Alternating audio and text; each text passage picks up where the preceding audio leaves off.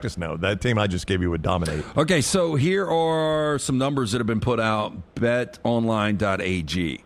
So Team USA is minus 300, rest of the world's plus 200. I mean, I think that seems like low odds. Yeah. Like I'll lay $300 to win $100. We don't know who Team USA is, right? Will a current college player be the starting quarterback? No, minus 400, yes, plus 250. So they believe there's already a current established starter in the NFL that will be the starting quarterback for the 2028 Olympic team. Your favorite. Melton, if you could have any quarterback in the NFL to be your flag football quarterback, who would it be? Jaden Daniels, very, very good. I think Jaden Daniels is a good call. I thought Kyler Murray was a good call yesterday, too. Yeah. He is so fast and elusive. Lamar Jackson. Lamar Jackson is your favorite at 2-1. Jaden Daniels right behind that at 3-1. Josh Allen at 5-1. I think Josh Allen obviously would be really good, but I think because of his size, his physicality, his ability to shred some of these people, I don't think he's going to be nearly as effective as the other guys. Kyler Murray right behind him at 6-1. Mahomes at 8-1. Jalen Hurts at 10-1. This guy is really interesting, and I think he might be the guy ultimately. Bo Nix at 12-1. Yeah, the way Bo scrambles and runs, he would be an interesting flag guy. He plays a lot of backyard football already. Yeah, C.J. Stroud, Joe Burrow, both 12-1. Justin Herbert 16-1. Caleb Williams 20-1. And I'll shut it down at Bryce Young 25-1. They go deep on all these. Your boy Tua 66-1. Yeah, let's don't do that. Jared Goff at 75-1. Tua would find a way to get a season-ending injury in flag football. Can he wear a guardian cap out there doing this? And a concussion, yes. My man Matt Stafford at 100-1. I really do think now that we've got all this time to play this out, I think NFL players are probably going to lose their steam on how excited they will be about winning a gold medal in flag football. But I do wonder who the quarterback's going to be. Do they go for a guy that's already retired? Do you go for a guy that's right in his prime? And I really don't think it's going to matter. Yeah. They're going to go collect the gold medal is what it's going to be. Break the internet if Michael Vick ended up getting this he would position. Have been phenomenal in his prime. He still would win the gold. Is there any way you can say no if Tom Brady was like, I want to win a gold medal, I want to be your quarterback? You can't say no, right? You can't say no, but he's a terrible flag quarterback guy who runs like he's towing a piano. He's 250-1 to be the starting quarterback. Yeah. Aaron Rodgers 500-1. He'll make you wait until opening ceremony. That's true. Our Bojangles Tender Moment of the Day as we wrap up, a reminder of the big college football news. From sweet to heat, Bojangles has 7 sauces that will add a little extra flavor to every bite. Nothing pairs better with the sauces than hand-breaded tenders. If you're looking for sweet, try honey mustard. Add some tang with barbecue. Heat, try creamy buffalo or peach honey pepper. Smooth and creamy, house-made ranch, jalapeno ranch, or classic Bo sauce, ready and waiting. Head to Bojangles right now. Order some of those hand-breaded tenders with your favorite sauce today. It's Bo time. The big college football news today as we wrap the show. We talked about it at length earlier. The college football playoff, after 1 year, looks like it is ready to change, go to straight seeding. Teams 1 through 4 in the committee ranking. That's your top 4 seeds. So we agree that's a good change. We showed you how it would affect the college football playoff. Another thing we may talk about as this develops tomorrow, what's going to be the reaction when the top 4 seeds are always SEC and Big Ten teams, which is going to happen more often than not, I would say. I think people are going to fall in line, those people being the Big 12, the ACC, and the Group 5. Take their money. They really don't have anything else they can do. Take the money and run, as Steve Miller once famously said. Thank you for joining us. If you've been with us on YouTube, please give us a thumbs up. Make sure you have subscribed to our YouTube channel and set your alerts so you know when we're live. Share us on social media. Follow us on social media at Next Round Live. And all you on the podcast, anybody, go to Apple, Spotify, iHeart, Google Podcast. It helps us tremendously when you like, follow, subscribe, and turn on automatic downloads. Please do that for us. We greatly appreciate you doing this. All right, we'll see you tomorrow, 9 o'clock. The Meltdown is at 2 this afternoon. Before that, on the Disrupt the Media channel, you'll get a little bit of Pennant Grace, Ush, and EG talking some Braves on this Thursday. That's coming up at 12:15. Set your alerts for that as well. Thanks for joining us. We'll see you tomorrow on the Next Round.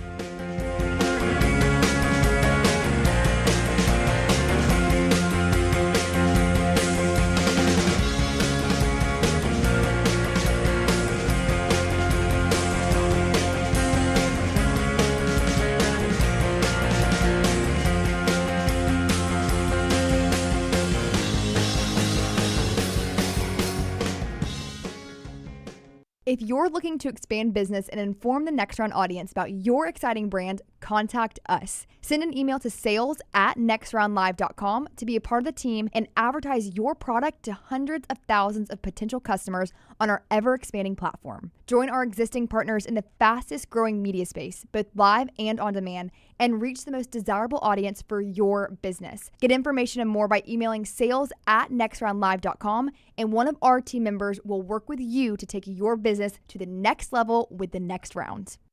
Take the next round anywhere you go with official Next Round gear. Buy yours today at nextround.store. Jim Dunaway, Lance Taylor, Ryan Brown.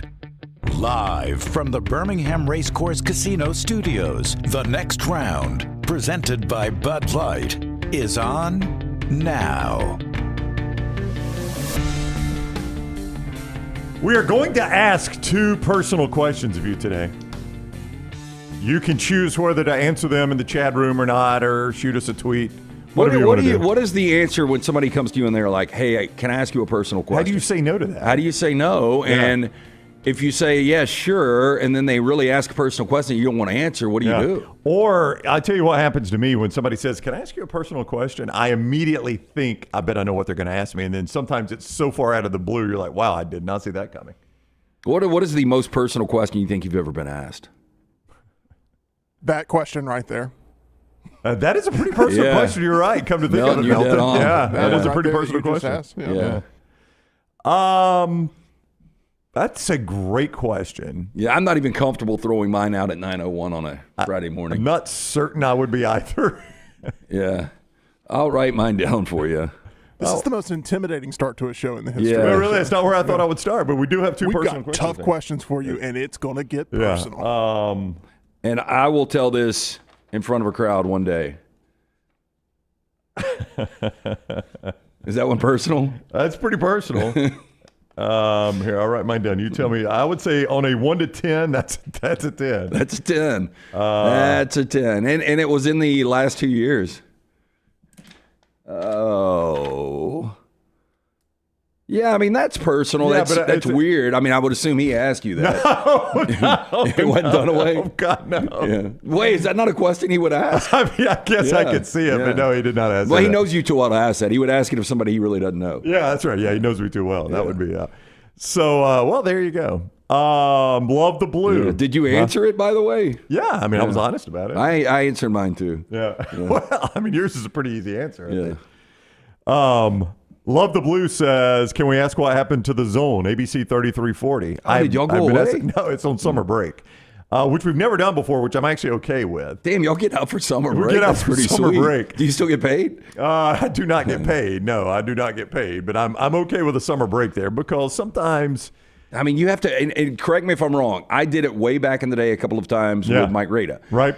And he was like, can you come on tonight? It was always last minute. I'm sure I was like picked 13 or 13. Yes, we're down to the bottom of the list. Here's Lance.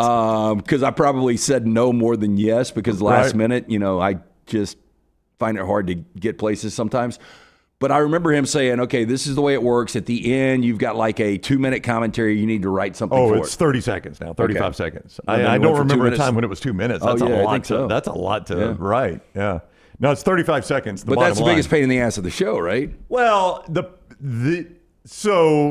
process I use makes it kind of a pain because, number one, you got to think of something you're passionate enough to discuss, right? Like if you're going to do a 30-second commentary, like I'm like, Tim, give me 30 seconds on something that means something to you. Well, don't you just go to the AI chatbot or whatever? No, I do not. And then you've got to write it, and I always want to have a solid finish, right? That to me, if you're going to do a 30-second commentary, you got to start with the end. How am I going to end this thing and then work back to the start? Okay, but if you're not intriguing enough to hook them at the start, they might not be there for that final 30 you're seconds. Right. So that's the difficulty. So, yeah, that was the biggest pain about it. But, I mean, I enjoy doing the show. Doug Segrist is, Doug. You go genocide. That's how you start it? Yeah, genocide. Yeah. Let's and talk you get genocide. everybody's attention. But I've only got 30 seconds to do it, so I'm not going to go too deep. The great part about it is, both these guys. I don't know if Melton knows them both. Doug Segrist and Jeff Spiegel are two of the nicest people you'll ever meet. I honestly, you would have to, because we've been through so many media people and we know them. But if you were like, the two nicest local media members ever. They might be those two. Yeah, Doug Segrist and Jeff Spiegel. Ben Cook was up there, right? Ben Cook was a fantastically nice guy. But those are two of the nicest people you'll ever meet, Spiegs and Doug Segrist. So I enjoy working with them, but we're on summer break. And I'm okay with that because sometimes in the summer, when those days last till 9 o'clock and at 6, I'm having to jump in the car to go, that's tough, man. That's tough. So, it really is. I mean, my problems, all right? First world problems right there. No, the two personal questions we'll ask today as we start the show. Not the two that have been Not asked the of two us. that have been written on the back of our sheets of paper here. I'm sure Melton's very intrigued. Right? I think the whole world is. Yes. I will tell you in break, I'm going to say mine in a very public setting one day. You're going to answer that question or you're going to tell that story? I'm going to tell that story. Okay. Yeah. Is this a promise or a threat? No, it's a promise. Oh, okay. Yeah. It's a promise. Okay.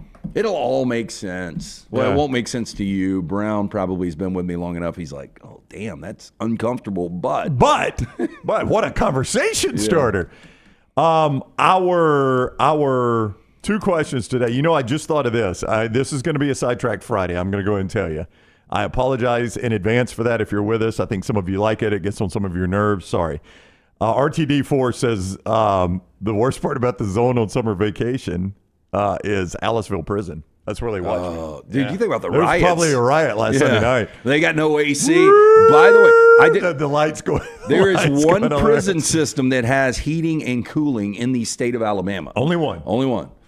Yeah. Is it a? It's of course it's male. You know they're not going to. Not the ladies. Yeah, Don't we haven't get them gotten to going. that point yet in Alabama. Which one is it? I think it's Limestone or St. Clair. I forgot. It's one of the two. I can find that out in a second. Not that that's really important to the story, but more importantly, I was going to say Aliceville. If we have one of these scorching summers, you know, they're just laying around sweating and just anything gets on everybody's nerves. They're really going to be pissed off that they can't fantasize about Ryan Brown every Sunday night on the zone. Aliceville Prison. I bet he has a great credit score.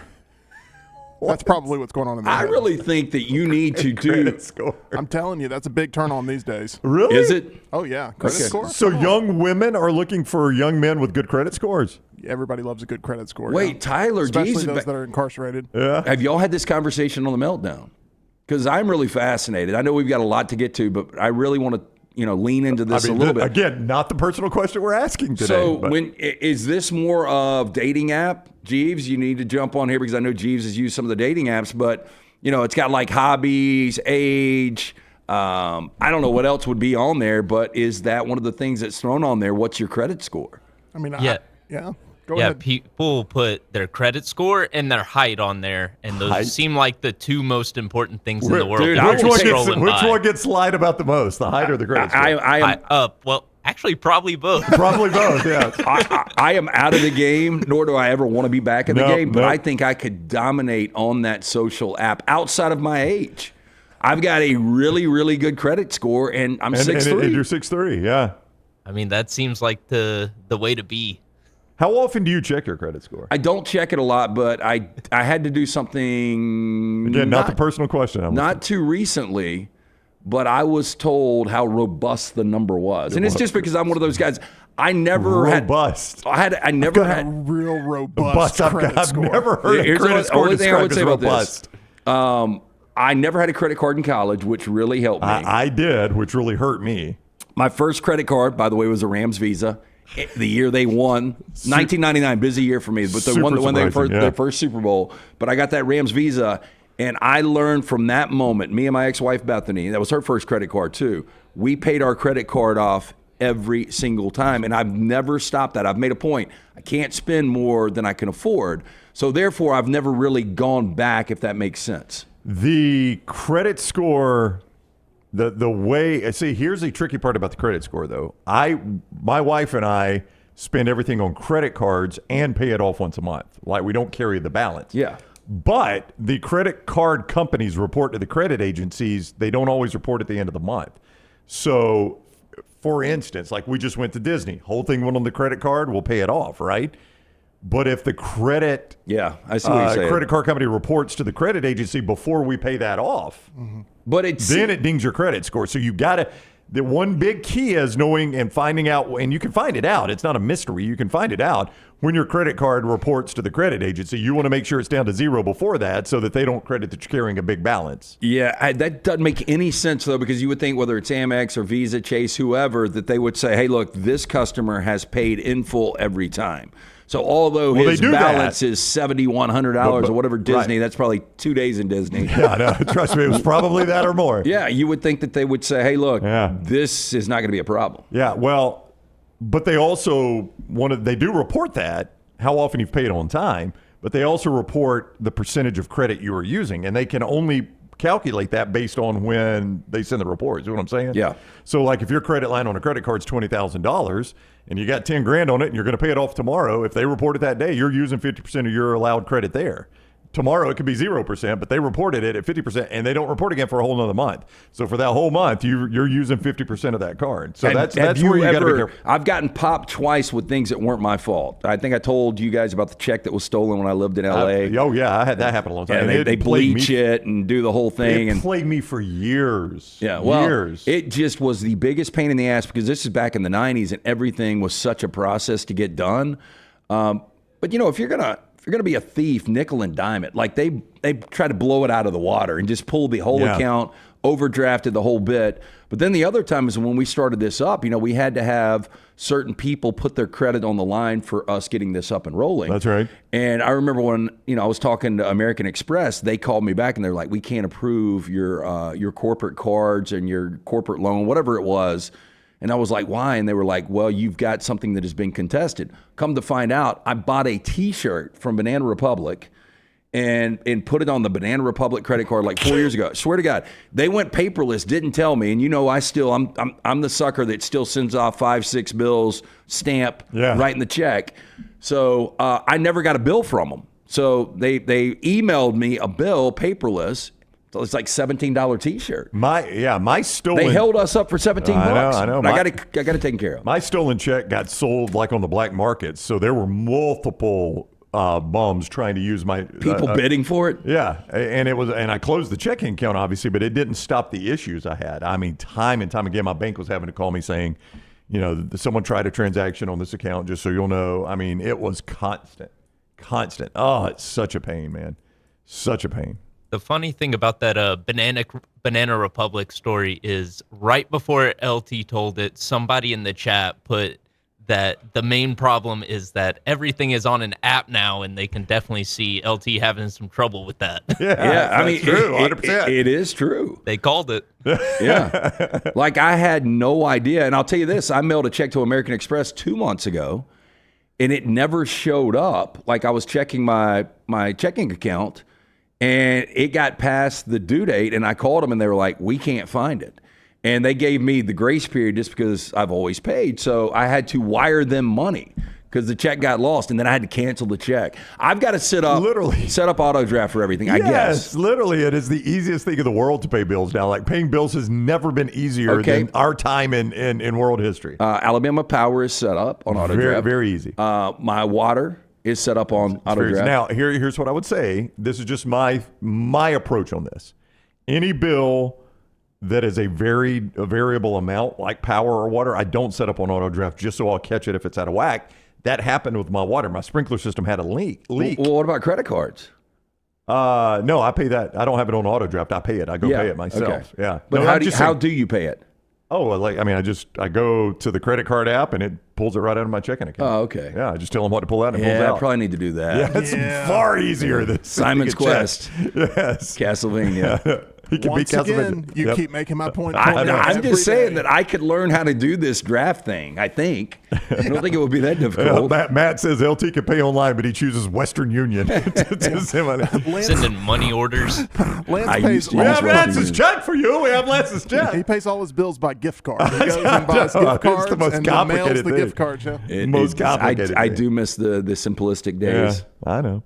All right, so those are not the personal questions we're even discussing. Those will come up later. We will start with the NBA last night, but I don't even know where you went on the lock. I think you told the wrong me. way. I took the T-Wolves. Sorry. Yeah, Bill has it, though. I really, and we had started out, we had hit 3 consecutive NBA playoff games after struggling for a week and a half. Not good last night. We had the T-Wolves plus 7.5, lose the game by 15. Another dominant third quarter performance from OKC. We will have Game 2 Eastern Conference Finals up and available tonight. Free play, Major League Baseball. Jump on, win with us at lanceslog.com. It is always brought to you by our friends at Hemp Hill Services. Whether you experience plumbing, heating, or cooling issues in your home or business, they are ready to serve you. 205-229-2090. That's 205-229-2090. Hard to stop a train. For more information, hemphillservices.com. Also, the house selling season is coming up. I know a lot of people put their house on the market in the summer. My man Brad Bell has a message for you. If you are putting your house on the market this summer. Out of my house Wednesday, by the way. Yeah, Brad was? Yeah. All right, I Brad. had to get a, they redid the bathroom. Yeah. I didn't think I needed the bathroom fan at the time, but they came in and they installed the bathroom You talking about the fan you turn on when you go in to sit down? No. I'm talking about the fan that would for circulate air. Yeah, the moisture and everything. Gotcha. And, AlabamaBathRemodels.com. AlabamaBathRemodels.com. Brad says, listen, if you're getting ready to put your house on the market, you can increase the value tremendously just by a few updates. One thing he specializes in is master bath, kitchen, and master bedroom closets. Now, the reason he specializes in that is he knows, number one, how much you can enjoy it while you own your home, those rooms. But number two, the way those rooms pop when you go to sell your house. Do you get back every dollar you invest? I don't know. But boy, I tell you what, you might. And you're going to increase the value of your home just by paying attention to some of those small things. Get Brad to come out and look at it. Even if you're not selling your home, if you're just wanting to update it like we did in the Brown house, like Lance is doing, you can easily do that with Brad. AlabamaBathRemodels.com. AlabamaBathRemodels.com. Get Brad to come out and look at your home. Tyler has shown you a ton of photos. You can see all those online. AlabamaBathRemodels.com and more. Or call Brad 205-422-1758. 205-422-1758 for our guy Brad Bell. He is Lance Taylor. I'm Ryan Brown. Melton is in. Tyler is in for Scott. Another day off for Scott. His daughter's graduated high school this week. And congratulations to the Forrester family. Dunaway will be back with us Tuesday as well. We'll be back whole next week after Memorial Day. So we appreciate you joining us. Wherever you're watching us, give us a thumbs up. If it's on YouTube, please hit that thumbs up. That helps us a ton. And make sure you have subscribed and set your alerts on YouTube so you always know when we're live. If you're on any of the social media apps watching us, if you could share it, that would be great also. A retweet or a share on Facebook. And podcasting, whether you listen to us on podcast or not, we appreciate it when you do listen to us. But if you want to help us, Apple, Spotify, iHeart, Google Podcasts, wherever it is, just go like, follow, subscribe, and especially turn on the automatic downloads. Turn on those automatic downloads, and that helps us a ton. So I've had 3 consecutive weekends of being in a wedding way back in the day. Ooh, that's a lot. Yeah. I was going to ask you, though, with graduation being all over the place, like I went, Ryan Kozlik, one of my second, third sons. Just great kid. You've known Ryan for a long time. For a very long One time. of Jack's best friends. Yeah. But they had the pre-party yesterday. He kind of let me out. He was like, I got you a ticket, but you don't have to go if you don't want to. It was downtown. Was it at Bartow? Yeah. Okay. And I was like, I think I'll pass. But I went to the little pre-party. But my question was going to be, it seems like there's graduations every night. I wonder what the most somebody's ever had to go to graduations in a row. Ooh. Like I would imagine. So I'll tell you one, like if you're a student minister at a church, a big church, and you got a bunch of high schools, I bet you have to hit a bunch during graduation season. That would suck. It's probably 4 or 5 a week. Yeah. Because it's like they're staggered. It's like not a universal day or night people are doing this on. Yeah. Which I guess maybe that's why they do it. Yeah. Well, I guess you got to get the venue. That would be the reason they would do it. I saw a mutual friend of ours at lunch the other day, and I said, where are you going? He goes, I got a graduation tonight. I said, you don't have kids old enough for grad? Nah, it's my nephew. I was like, oh, congratulations. He goes, yeah. He said, I got to go save seats. I was like, oh, there's nothing I hate like saving seats. So he was having to go home, grab his young kids, and go down to Bartow and save seats. And I was like, oh, I hate saving seats because you just feel like the biggest tool ever. Well, let me ask you like this. People are coming and looking and they're like right there. You're like, no, yeah, I've got 15 people coming. I've got this whole row. Yes, I'm going to need the whole thing. I've had to come out and get 15 of the orders of worship or whatever you call it at a graduation and put them on each seat so nobody gets it. The order of ceremonies. I don't know what you call that. But they never sell out the arena. They did for my daughter's. It was at Hannah. Okay, because I was going to bring, so last year at Hannah, I was going to bring that up. Yeah. So Jace's was last year at Hannah, and it was pretty tight on capacity. Yeah. But I was dropping Jack off last night after the graduation party, and I told Bethany I do have tickets, but I don't think we're going to go. And she was like, well, I saw somebody online is looking, maybe it's one of those neighborhood group things. Somebody's looking for a ticket to the Oak Mountain graduation tonight. And I'm like, there's no way they're going to turn. Would they turn them away? Oh, I have no idea, but I have heard rumors, cannot independently verify, I have heard rumors of some of the larger schools around Birmingham that there is actually a secondary ticket market where money is being exchanged. Oh, I sold the ticket Ryan gave me for $40 last night. Not. I know you better than that, but I know you wouldn't go to the trouble for $40. I wouldn't know how to sell it. I know. It's an electronic ticket. If it were a paper ticket, I'd meet you on the corner and give it to you. Oh, yeah. I used to be good at the paper tickets. Yeah. But no, I have 100% heard of people at the bigger schools. I'm talking like Spain Park, Hoover, Vestavia, the bigger schools in Birmingham, selling tickets to graduation. Cannot independently verify, but have heard stories of it. I've heard horror stories. Anybody selling counterfeit tickets? That would be a heck of a story. That would be right even there. worse. Could you imagine the depths of fiery hell you'll end up in if you're selling counterfeit tickets to a kid's graduation? Yeah. There's no way to verify that before you get to the gate. No, not at all. What's worse, reselling the graduation ticket or re-gifting a gift? Oh, I've re-gifted a gift. All right, Nicholas says I am 100% correct that there is a secondary ticket market for graduation tickets. I can't believe there's a demand. Like that's the easiest excuse to not have to go. Is like I can't get a ticket. Like why you would want to buy one off a secondary market? Like it's called love. Well, I asked multiple times. Well, it depends on how tight you are. But like, I think most schools you're getting 6 to 8 per student. So you say love, you're a pretty distant family if you're outside my 6 to 8, unless you're Greg from Pell City with 10 kids. Yeah. Well, maybe you're like a godfather or something, and you need to get in there. But so I would have gone last night if I wasn't given the opportunity to go to a pre-party. Yeah, you would have taken the pre-party and run with it, right? Lance, a million times out of a million. I don't have to go to a graduation in a hot gym and sit in traffic and sit through a billion kids' names being called. Well, Coslick K, it's right in the middle. Yeah, I know. Like if I could get a Brown, I would have probably gone down, get in, early. get out. Yeah. I'm not a big graduation guy. I mean, I love my family. Graduation or a funeral? Well, I mean, I'd rather go to a graduation. But the funeral's quicker. The funeral is quicker, but someone has literally had to die unless to put you've that been on. to a Catholic funeral. Yeah, but if it's a 95-year-old. I've been to a Jewish funeral. I don't think I've been to a Catholic I've never been to a Jewish funeral. Yeah. I don't think I've been to a Jewish wedding. I've been to Catholic weddings and funerals. I don't think I've been They to spend a lot of time where they really could chop Catholic, it up. Yeah. I'm talking about on the funerals and the weddings. Yeah. Yeah, I've been to a bar mitzvah. Those are fun. We got a pitch clock now in baseball. Yeah. Need a funeral clock or wedding clock. Funerals? Yeah. All right. NBA last night. This Western Conference Finals is pretty boring, especially when I've been given what I was given in the Eastern Conference Finals in Game 1, which was spectacular. Alexander just too good. I mean, when you can go 38 on 21 shots and to get another double-digit win at home for the Thunder, this is almost getting, I don't want to say predictable because these NBA playoffs have not been predictable. But, boy, they are really, really good. And when you get Jalen Williams chipping in like he chips in and then Holmgren playing like he's playing, I don't know if – and I said this before the postseason. I think the Thunder – I thought at that point they were going to win it all. If they play like they played the last in games 1 and 2, they aren't losing this. And I don't know if Anthony Edwards, as good as he is, had 32 last night, had to do it on 26 shots.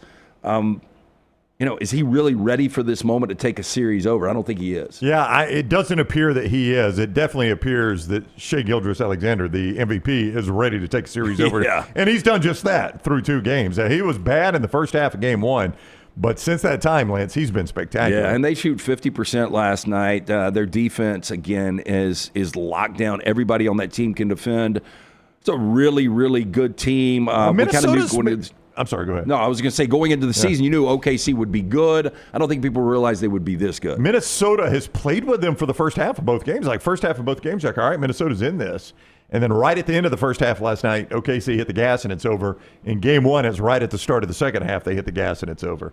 Now, I will say, when they cut it to 9 last night, and the ESPN and Mike Breen is like, this game is still in reach. We saw what happened in Madison Square Garden. I'm like, I just don't feel the same. That's how you got to keep them, though, right? I know, but he was selling it hard. Did you know? I don't know if you stayed up for it. Yeah, I did. But he was selling it hard. Like when they cut it to 9 with, I think there was 2 minutes to go. He's like, this is still a game. We saw what happened in Madison Square Garden. I'm like, I don't think OKC is going to choke like the Knicks did. And by the way, they did not. Yeah, so that series seems that it's going to play out with OKC. You know, I said in 6 before it started. I'm thinking in 5 now. Yeah. I mean, they're favored in Game 3 on the road in Minnesota. I think they're a 3.5-point favorite. It's going to be fascinating tonight because the Knicks played like they did for 3.5 quarters. Knicks will win this game going away tonight against Pacers. But they're playing with all the pressure in the world on them, so how do they deal with that? You know, and I brought this up yesterday. You know, Jalen Brunson, as good as he was in Game 1 as far as scoring, you know, had the 7 turnovers. There is going to be so much pressure on him because I just believe the Knicks are going to be watching him. If he comes out early and is really efficient, then I think the Knicks go on and win this game and even the series. But if he comes out and is unable to make baskets, I think the Knicks are going to be really tight, and I think they could go in an 0-2 hole. And if they go in an 0-2 hole going back to the Indiana for Game 3, it's pretty much over at that point. So that game is tonight, 7 o'clock TNT for the Eastern Conference Finals tonight, 7 o'clock on TNT. You can catch that game if you want to see how the Knicks respond to one of the biggest meltdowns we've ever seen in sports, honestly. Yeah. We'll talk more about that with Todd Fuhrman coming up a little bit later on. He'll join us at 10 o'clock. Fuhrman with us from bettheboardpodcast.com, bettheboardpodcast.com. If you want to watch the game tonight and over the weekend, Twin Peaks, they'll have all those NBA games on tonight, Saturday, Sunday, all those NBA games at Twin Peaks. Yeah, Twin Peaks, just a great place to go hang out, enjoy the incredible bar food. Of course, the 29-degree draft beers. You can't beat that at Twin Peaks. But Game 2 tonight, Eastern Conference Finals. Make sure you stop into one of those great locations and enjoy the incredible cold beer and the great food. No one does happy hour like our friends at Twin Peaks. Whatever your preference. They've got everything from tequila cocktails, an extensive bourbon category, to top-shelf spirits and cocktails served over those ice balls, local craft beers, handcrafted whiskey cocktails, round out an adventurous drink menu second to none. And don't forget, again, about those 29-degree drafts served by those Twin Peak girls running around the location. Get in there, check it out today. It is Twin Peaks. Speaking of the ice balls, and I made the mistake of clicking on that Godzilla, the ice Godzilla ball? ice Yeah, thing. you getting served it all up now? The one that popped yesterday was a Miami Dolphins ice. Yeah, I'll show it to you. So they got all the NFL teams in ice now. So now I'm getting all these ice feeds on Instagram. Send it to me, though. I'm fascinated by the Dolphins. Is it the old Dolphins logo or the new Dolphins logo? It was the old Dolphins logo. Oh, even better, the proper logo. Put that in one of your, pecan old-fashions? Pecan old-fashions with the old Dolphins logo.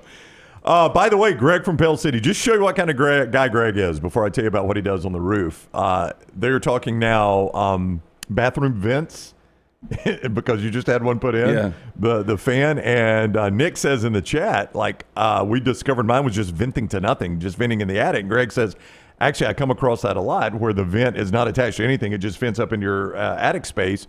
And he says, but I fix that when I come to the house. Well, it's the personal. The guy's doing a roof, and he's like, no, I'm going to fix that to make sure it's done right while I'm doing the roof. I feel good that Brad Bell, they properly he'll did this. do it right. Yeah. But I'm saying not every contractor is going to do that. But the good news is I looked on my roof and there was chalk marks up there yesterday. Somebody died? No. They came out and chalk outline on the roof. Found some shingles that had been blown off in a storm, so they're out there checking that out right now. So Greg has been at the house. That's right. As you know, Lance uses our advertisers. I do. Hemp Hill, Brad Bell, Greg from Pale City. A little too much sometimes. Storm Restoration Roofing. That's why Lance has them out. We've had storms tear through central Alabama, unfortunately.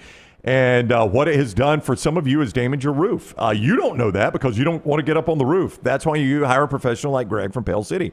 Storm Restoration Roofing. He works with the insurance companies. He knows what they're looking for. He knows how to make it work for you, okay?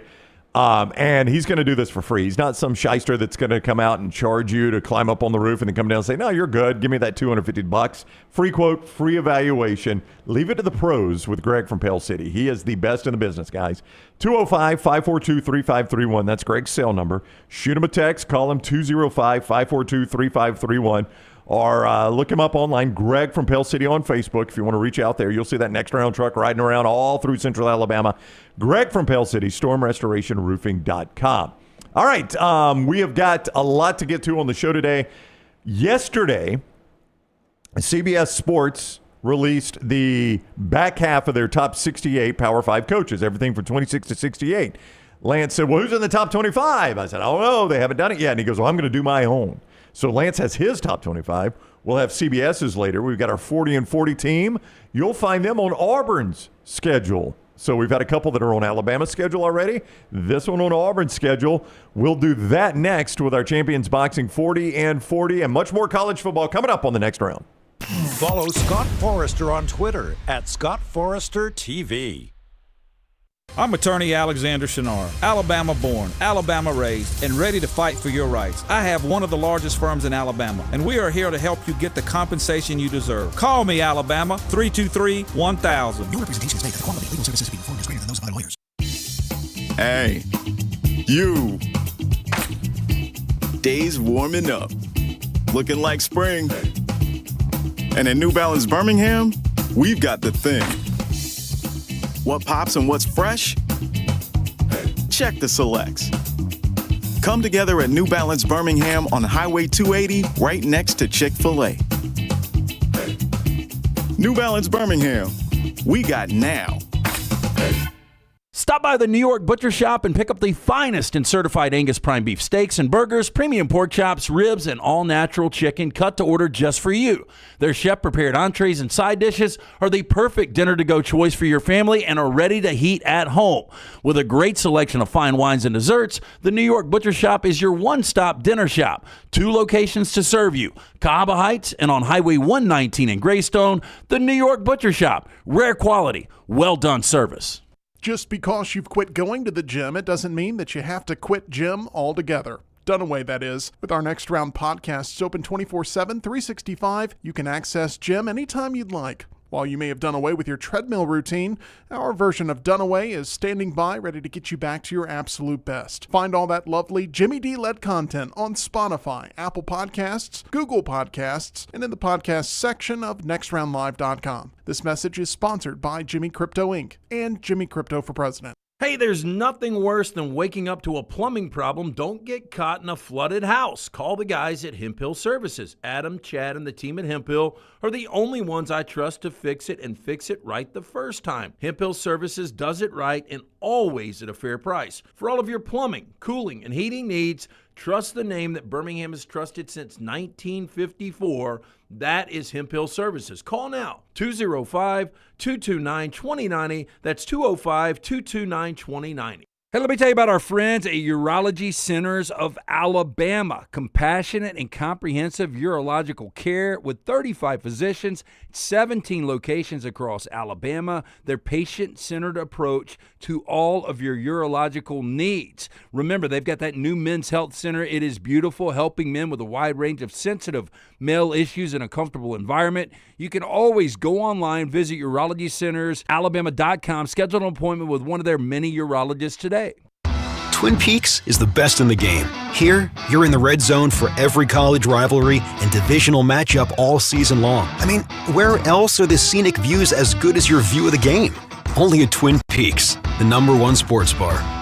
When you crave activity like we do, you belong in the Roback family. Get the best golf wear, hoodies, and activewear for men and women at Roback.com. Use promo code TNR20 to get 20% off your order. That's Roback.com, promo code TNR20. It's bow time. Tired of choosing between sweet and savory? Why not have both? Introducing Bojangles' new chicken and bowberry waffles. The bold Cajun chicken filet you love, now drizzled with a bowberry honey glaze and sandwiched between 2 warm waffles. Which means your favorite meal of the day just met your new favorite dish. And lucky for you, it's served all day. But it's only here for a limited time, so try chicken and bowberry waffles at Bojangles today. It's bow time.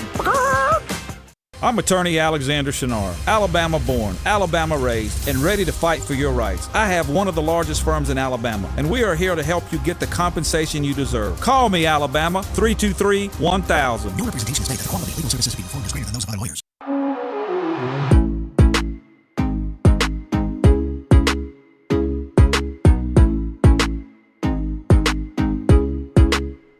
All right, we continue on the next round. Top 25 coaches in college football. Listen, this is one of those things that you always discuss, like, how do I do this? Do I do this based on would I hire the guy today? Do I do this based on career achievement? These are really, really difficult to do. You just got to pick a lane and go. You either got to say, I'm going to do it based on who would I hire, or I'm going to do it based on some other sort of criteria. So I don't know how Tom Fornelli of CBS Sports has done it. He tries to explain on every pick, but he just did it, so I'm going to respect the way he did it. How do you want to do this? Because you've done your top 25. No, I did mine based on the way I thought they would do theirs. Okay. Does that make sense? It does. Yeah. But I'm just saying, how do you want to unveil it? Do you want me to go through with theirs? No, I mean, I could tell you what I think they're going to do, and then you just go. All right. Oh, so you did 20, not your 25, but what you think they're 25. I did 25 how I thought Fornelli would do it. And I can just fire through it, and then you can go back. Fire down. Number 25, Mike Norvell. Wow, that's exactly what he put. I mean, we were off to a one-for-one start here with Mike Norvell. 24, Kenny Dillingham, Arizona State. Kenny Dillingham, he's going to have pop up. Go on. Kenny Dillingham, he is going to have, I think, outside his top 25. Okay, see, I tried to. Oh, no, I'm sorry. Number 18. My apologies. He's got him number 18. Boy, 18 is high for Well, Dillingham. I mean, look, he just went to the college football playoff. It was Big 12. I get it. Somebody got to go, though. Somebody Yeah, got to win a conference championship. First of all, Dillingham would not be in my top 25. Would not be in my top 25. But I had him at 24. 23, Rhett Lashley. He's got him at number 22. Again, this is a guy that was 45 last year, but in the first year of the ACC for SMU, went all the way up to number 23. I mean, look, he took SMU to a college football playoff, played in the first year of the ACC for a conference championship. He did a great job. Yeah, I don't know if I would have him in the top 25. I want to see a little bit more, but the last couple of years have been really good. Yeah. And you do have to have 25 of these guys. I got Brom at 22, Jeff Brom, 22. Jeff Brom is at number 17 for them. He was 19 last year, so not much move in the CBS Sports for them. 19-8 at Louisville. Do you know what his conference schedule or his conference record is in 16 games at Louisville? At Louisville, Jeff Brom, and how many games? 16 conference games he's coached in. I will say that he is 12-4. That is exactly right. Which, I mean, they played for the ACC championship 2 years ago. Yep. At Louisville, based on where that program had gotten to, 12-4 in the conference is a pretty good record. So I think Brom is about where he should be. 21, I think this is another huge ascension, but what a year last year. And then you go back to James Madison. I've got Kirk Cignetti at 21. They've got him at 21 as well.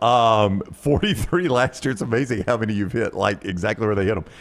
43 last year for Cignetti, but again, much like Rhett Lashley, you go to the playoff one time, you're going to rock it up. So he jumps 22 spots to number 43. This one's going to be polarizing, but at 20, I've got Missouri's Eli Drinkwitz. You're kind of close on that. He had him at number 24. 21 last year. He actually dropped in 3 spots. How do you drop 3 spots when they won 10 games? 10-3. 21-5 his last 2 years. 11-5 in SEC play, which...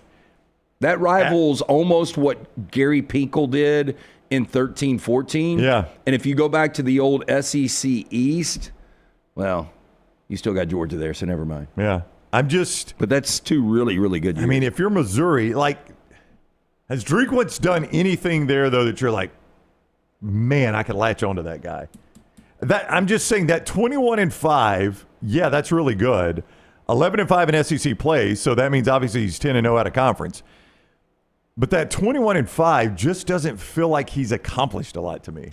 And 21-5 in Missouri is a good record. Yeah, but I kind of disagree. So seems... what's he done where you would say outside of the 21-5 he's beaten... Wait, who's his best win? Okay, look, and I know Ohio State, it was a bowl game. Don't give me that It one. was a bowl game, but you close off. Dude, they were starting a guy with number 22 on at quarterback. I'm not even. But still, as a former 5-star recruit. Yeah, let me just say this. Here's a rule. Here's a Ryan Brown rule to go by. All right? If your case to me for a coach doing a good job is a win in a bowl game that's outside the playoffs, you don't have a case. Okay, but it still was a New Year's Day 6. Outside the playoffs, and don't it care. still was Missouri beating Ohio State to get to 11 wins. Outside the playoffs, don't care. Okay. I don't. But let me give you, hang on. But I go back to even 2020 in Drinkwitz's first year. The team that played Alabama maybe the best in the regular season was Missouri. He seems like his teams are always prepared, and he does it with less talent. All right, last year he beat number 15. And for the record, 2 years ago. he's impossible to like. I don't like. 2 years ago, he beat number 15 Kansas State, beat number 24 Kentucky, beat number 13 Tennessee. That was the year he beat Ohio State. 3 in that top Cotton Bowl. 25 wins. That is right. And pretty damn good. And he lost at number 2 Georgia and against number 23 LSU. But I agree with you. That is pretty good. Last year was underwhelming based on the expectation of everyone coming back. A lot of people thought they could be in the playoffs last year. Last year, he had a win against number 24 Boston College, who clearly was not the 24th team in the nation, and that was his only ranked win. He had 0 ranked wins last year. So, and how many opportunities? Last year? Yeah. He played 25. Texas A&M was 25 when they played them, and they got run out of the stadium, if you remember that game, 41-10. Okay. Alabama Where was that game? College Station? College Station. Okay. Alabama was 15 when they played them, and Bryant-Denny 34-0. They were never in that game, not one. But again, they're playing ranked teams on the road as Missouri, games they shouldn't win. Number 21 South Carolina, that was at least a close loss, 34-30. Where was that game? In Williams-Brice on the road. Yeah.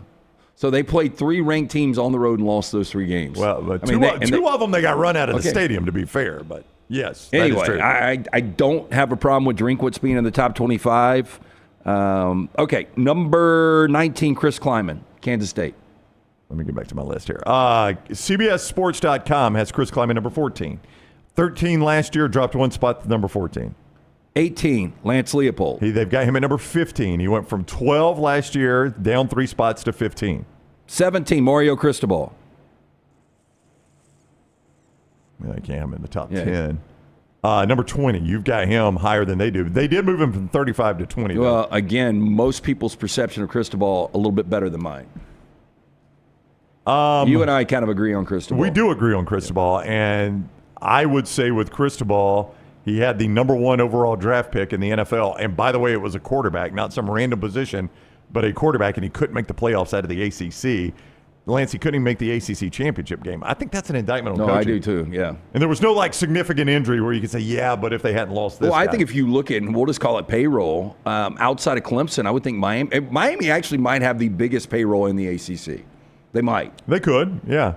But, I would say if I've got the overall number 1 draft pick at quarterback, not a left tackle, not a rush end, a quarterback, and he's overall number 1 draft pick, and I'm in the ACC, I should expect to play for the conference championship. In the ACC. Now, the SEC, or Big Ten, I might give you a break, but not in the ACC. Okay, my top 16, I think all these guys belong. Okay. We'll see whether or not they click here. Brett Bielema at 16. They had him at 23. Went from 36 to 23. He's a better coach with Tom than that. Fornelli. I mean, you go back and you look at the Arkansas days. Wisconsin was really good. Yeah. Illinois, I think, has been a B+ to an A. And you go back to Arkansas, it was like a C+. Yeah.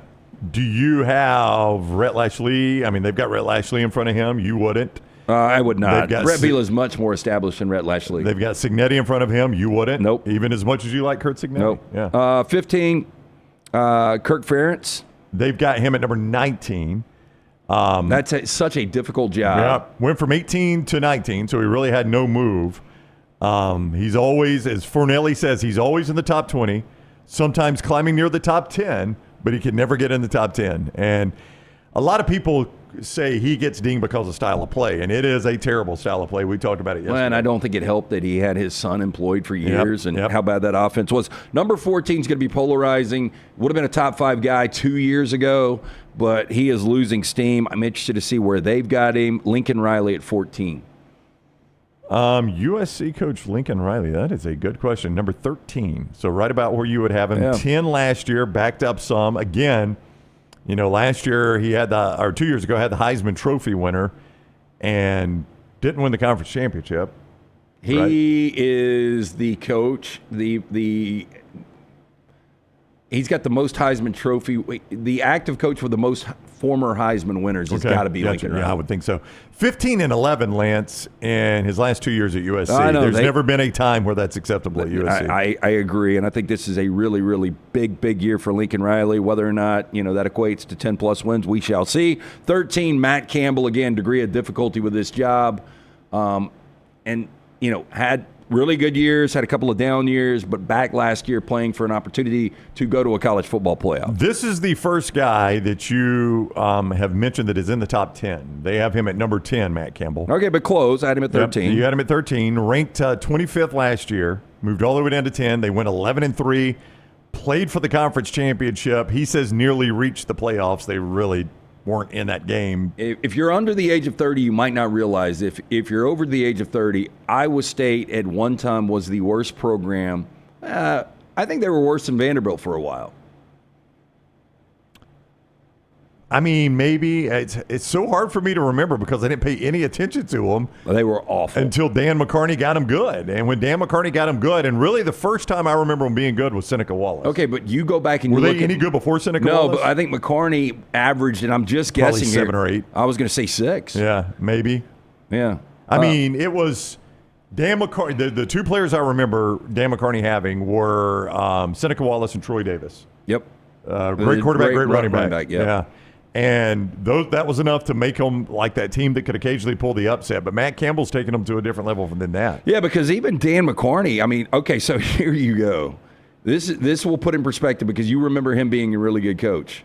Who, Dan McCarney? Yeah. Well, again, we grade him on the curve. This is like saying Clark Lee's a good coach because he got 7 wins at Vandy. Okay, here's how many years. 1, 2, 3, 4, 5, 6, 7, 8, 9, 10, 11, 12 years in Ames. In 12 years, this is crazy. He averaged 4.5 wins per year. That's all? 56 and 85. He was 3-8, 2-9, 1-10, 3-8, 4-7. Took him a minute. 9-3, 7-5, 7-7, back to 2-10, 7-5, 7-5, 4-8. So he had 1, 2, 3, 4 winning seasons. Wow. Yeah, but averaged 4.5 wins. That's pretty crazy. That shows you the I job. would have thought better than that. No, it shows you the job Matt Campbell is doing. There's no doubt about that. But I had him at 13. Number 12, Kyle Whittingham. Kyle Whittingham should be a top 10 is a guy. You've always liked. He's number 11. They had him 6 last year, and he backed up to number 11. Yeah, I don't have a problem with him going down because last year was a massive disappointment. Did it with 3 different quarterbacks, not his starting quarterback. Number 11 on the list. They probably will have him in the top 10, but I've got Lane Kiffin. They've got him at number 12, actually. They've got him sandwiched between Lincoln Riley and Kyle Whittingham. Okay.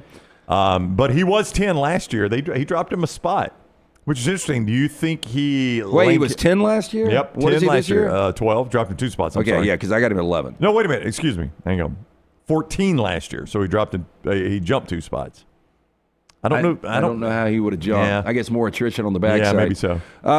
Number 10 on the list. Hang on, you're about to start your top 10? Yep. Before you do that, Woodhouse Day Spa. Tell them about Woodhouse Day Spa, and then we'll get to the top 10. I was mentioning Woodhouse Day Spa yesterday. Look, if you're maybe going to have a golf weekend with the guys, maybe you're just heading out of town for a guy weekend, maybe in Vegas, treat the wife or girlfriend to the gift of relaxation from our friends at Woodhouse Day Spa. You'd be out of the doghouse before you ever get in it. It's the gift of luxury. The Woodhouse Day Spa, voted America's best day spa since 2009. You can order that special person gift online 24/7. Go to birmingham.woodhousespas.com. Let her choose from a menu of over 70 options, including massages, body treatment, skincare, waxing, nail services. Again, for more information and to order online, birmingham.woodhousespas.com. Also, great moments in Alabama sports history have always been documented by our guy, Daniel A. Moore. DanielMooreArt.com is the website, DanielMooreArt.com. The Legend is a tribute to Coach Nick Saban and his 6 national championship seasons. You can get that at New Life Art and DanielMooreArt.com. Use code TNR20 when you do that to get 20% off. Hey, by the way, Father's Day coming up. Great idea for that Alabama fan father in your life, one of Daniel A. Moore's great paintings. You can see more at DanielMooreArt.com and save when you buy for Dad, code TNR, to save 20% off when you visit DanielMooreArt.com. CBS Sports.com has done their top 68 coaches, all the Power 5 coaches. They've ranked them, Tom Fornelli has, from 1 to 68. We saw yesterday that Hugh Freeze was number 47. Jeff Lebby, in case you're wondering, was dead last. We discussed some of that yesterday. Lance has done what he thinks the top 25 would be based on CBS Sports, and you've tracked pretty well, but we have now entered the top 10. Number 10 on my list, and I would have this guy higher, but I'm going Brian Kelly. Brian Kelly, they've got it number 8. He was number 4 last year, and after a 9-4 season, he dropped. This is always going to be a guy that gets debated on this show and on other shows just based on what he has accomplished with what he has had.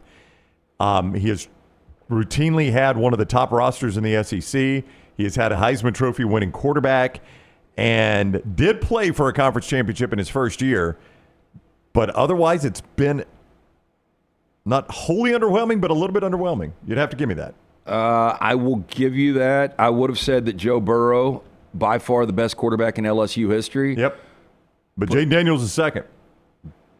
But we might be saying Jaden Daniels is the best quarterback in LSU history. Oh, when we look back on what he did with less around him, because Burrow had more around him. Burrow has much more. That's not to say that Jaden Daniels was quarterbacking Vandy. But I think Jaden Daniels might have had, and this might be a little hyperbolic, the worst defense in the history of LSU football. Oh, I don't know that that's hyperbolic at all. They were absolutely atrocious. I'm just saying, if you had a couple of weapons that Burrow had and that defense, I think it would have been a lot different. And I love Joe Burrow. I think he's incredible. And statistically, Burrow didn't have a great defense either. But one of the reasons, Lance, because they scored every 30 seconds, and the defense was constantly back out on the field. Like, that wasn't statistically a dominant LSU defense. But, oh, by the way, they did not have to be because that offense was unstoppable. But I do think Brian Kelly is a top 10 coach. They got him number 8. And this is going to be a joke. There is no way this guy should be in front, but I think they will have him in front. I've got it number 9. 7. I got it number 9, Josh Heupel. Oh, I thought you were going to say James Franklin. They don't have Heupel in front of him. Okay, good. This is one that is going to vary from where you thought they would have him to where they have him. Maybe the biggest gap we've seen yet. They got Heupel at number 16. Okay. I don't have a problem with that at all. I just thought, based on the fact they were in a college football playoff last year. Yeah. He had kind of the gap year with Joe Milton. I think they still won 9 games. And if you go back, Hendon Hooker, now they melted down against Vanderbilt and South Carolina. But if they win one of those games, they're in a 4-team playoff. They definitely would have been in a 12-team playoff. Some of this is, just perspective. So he's had 4 years at Tennessee, right? Is that correct? Yep. That's right. In 4 seasons. Here are the numbers in 4 seasons. You give me an A through F on what you expect for Tennessee and what this is. In 4 years at Tennessee, 37-15, 20-12 in the conference, and a college football playoff berth. That is a B-. I think that's fair. Yeah. Like 37, like in 4 seasons, they were 37-15. So in 52 games, you would expect what out of them? And give me a 52-game record that's acceptable at Tennessee. So we're talking about roughly 4 seasons. Yep, that's 4 seasons, 52 games. Give me a 52-game record because he's 37-15. Yeah, I was going to go 40-12. So you think 40-12. So he's about 3 wins behind. Yeah. And then a 32-game conference record of 20-12. What do you think they ought to be in 4 years in conference? In 32 conference games. I mean, maybe 22-10. Okay, so he's 2 to 3 games behind where you think he ought to be. I think we probably grade this harder because we remember Phil Fulmer. Yeah, they were the best program in the country. Well, actually, Florida was. Well, but there was a time, and it was about after a decade, that Phil Fulmer had the best winning percentage amongst active coaches in college football. Yeah. So, look, the program, it's getting back on track. But I would give him a B-. Okay. Yeah. Next up on my list, I've got James Franklin at 8. Where did you say he's at number 7? So they had him 11 last year. They bumped him 4 spots. Probably fair. As he points out, they call him Big Game James, and they call him that for a reason, and the moniker fits because of his poor performance against top 10 teams. And he can't shake that. He got technically a big win against SMU. James Franklin gets this playoff berth, and he's got this moniker of Big Game James, and he has to play SMU and Boise, and nobody considers those the wins that we're talking about, right? Like, you could say they're big wins because they're college football playoff wins. I don't disagree with that, but when we call him Big Game James mockingly, it's because of his performance against good Michigan teams, good Ohio State teams, good Oregon teams, and stuff like that. I don't think beating Boise State and SMU is going to shake that moniker. I would agree with that. This is where it gets interesting. Number 7 on this list, I think they're going around this, Dan Lanning. Dan Lanning is number 5, according to CBSSports.com. Up from number 9 last year. They won the Big Ten at 13-0 which will get forgotten because they got run out of the stadium by Ohio State in the Rose Bowl. So you'll always forget that they were a Big Ten champion. Like if I just dropped that game on somebody that never watched college football, they would assumed Ohio State was the Big Ten champion, and Oregon was 13-0, but they got drilled by Ohio State, so it didn't really matter. Number 6 on the list, Kalen DeBoer. They've got him at number 9, and I knew this was going to differ from where you would have him. But again, this is not where I would have it. It's where I thought they would have it. I know where you would have him. You would have him probably in the top 5. I would have him in the top 5. And this is a big year for Kalen DeBoer. Number 9, and I mean, what did you give Kalen DeBoer last year on a grade? It was complicated. Like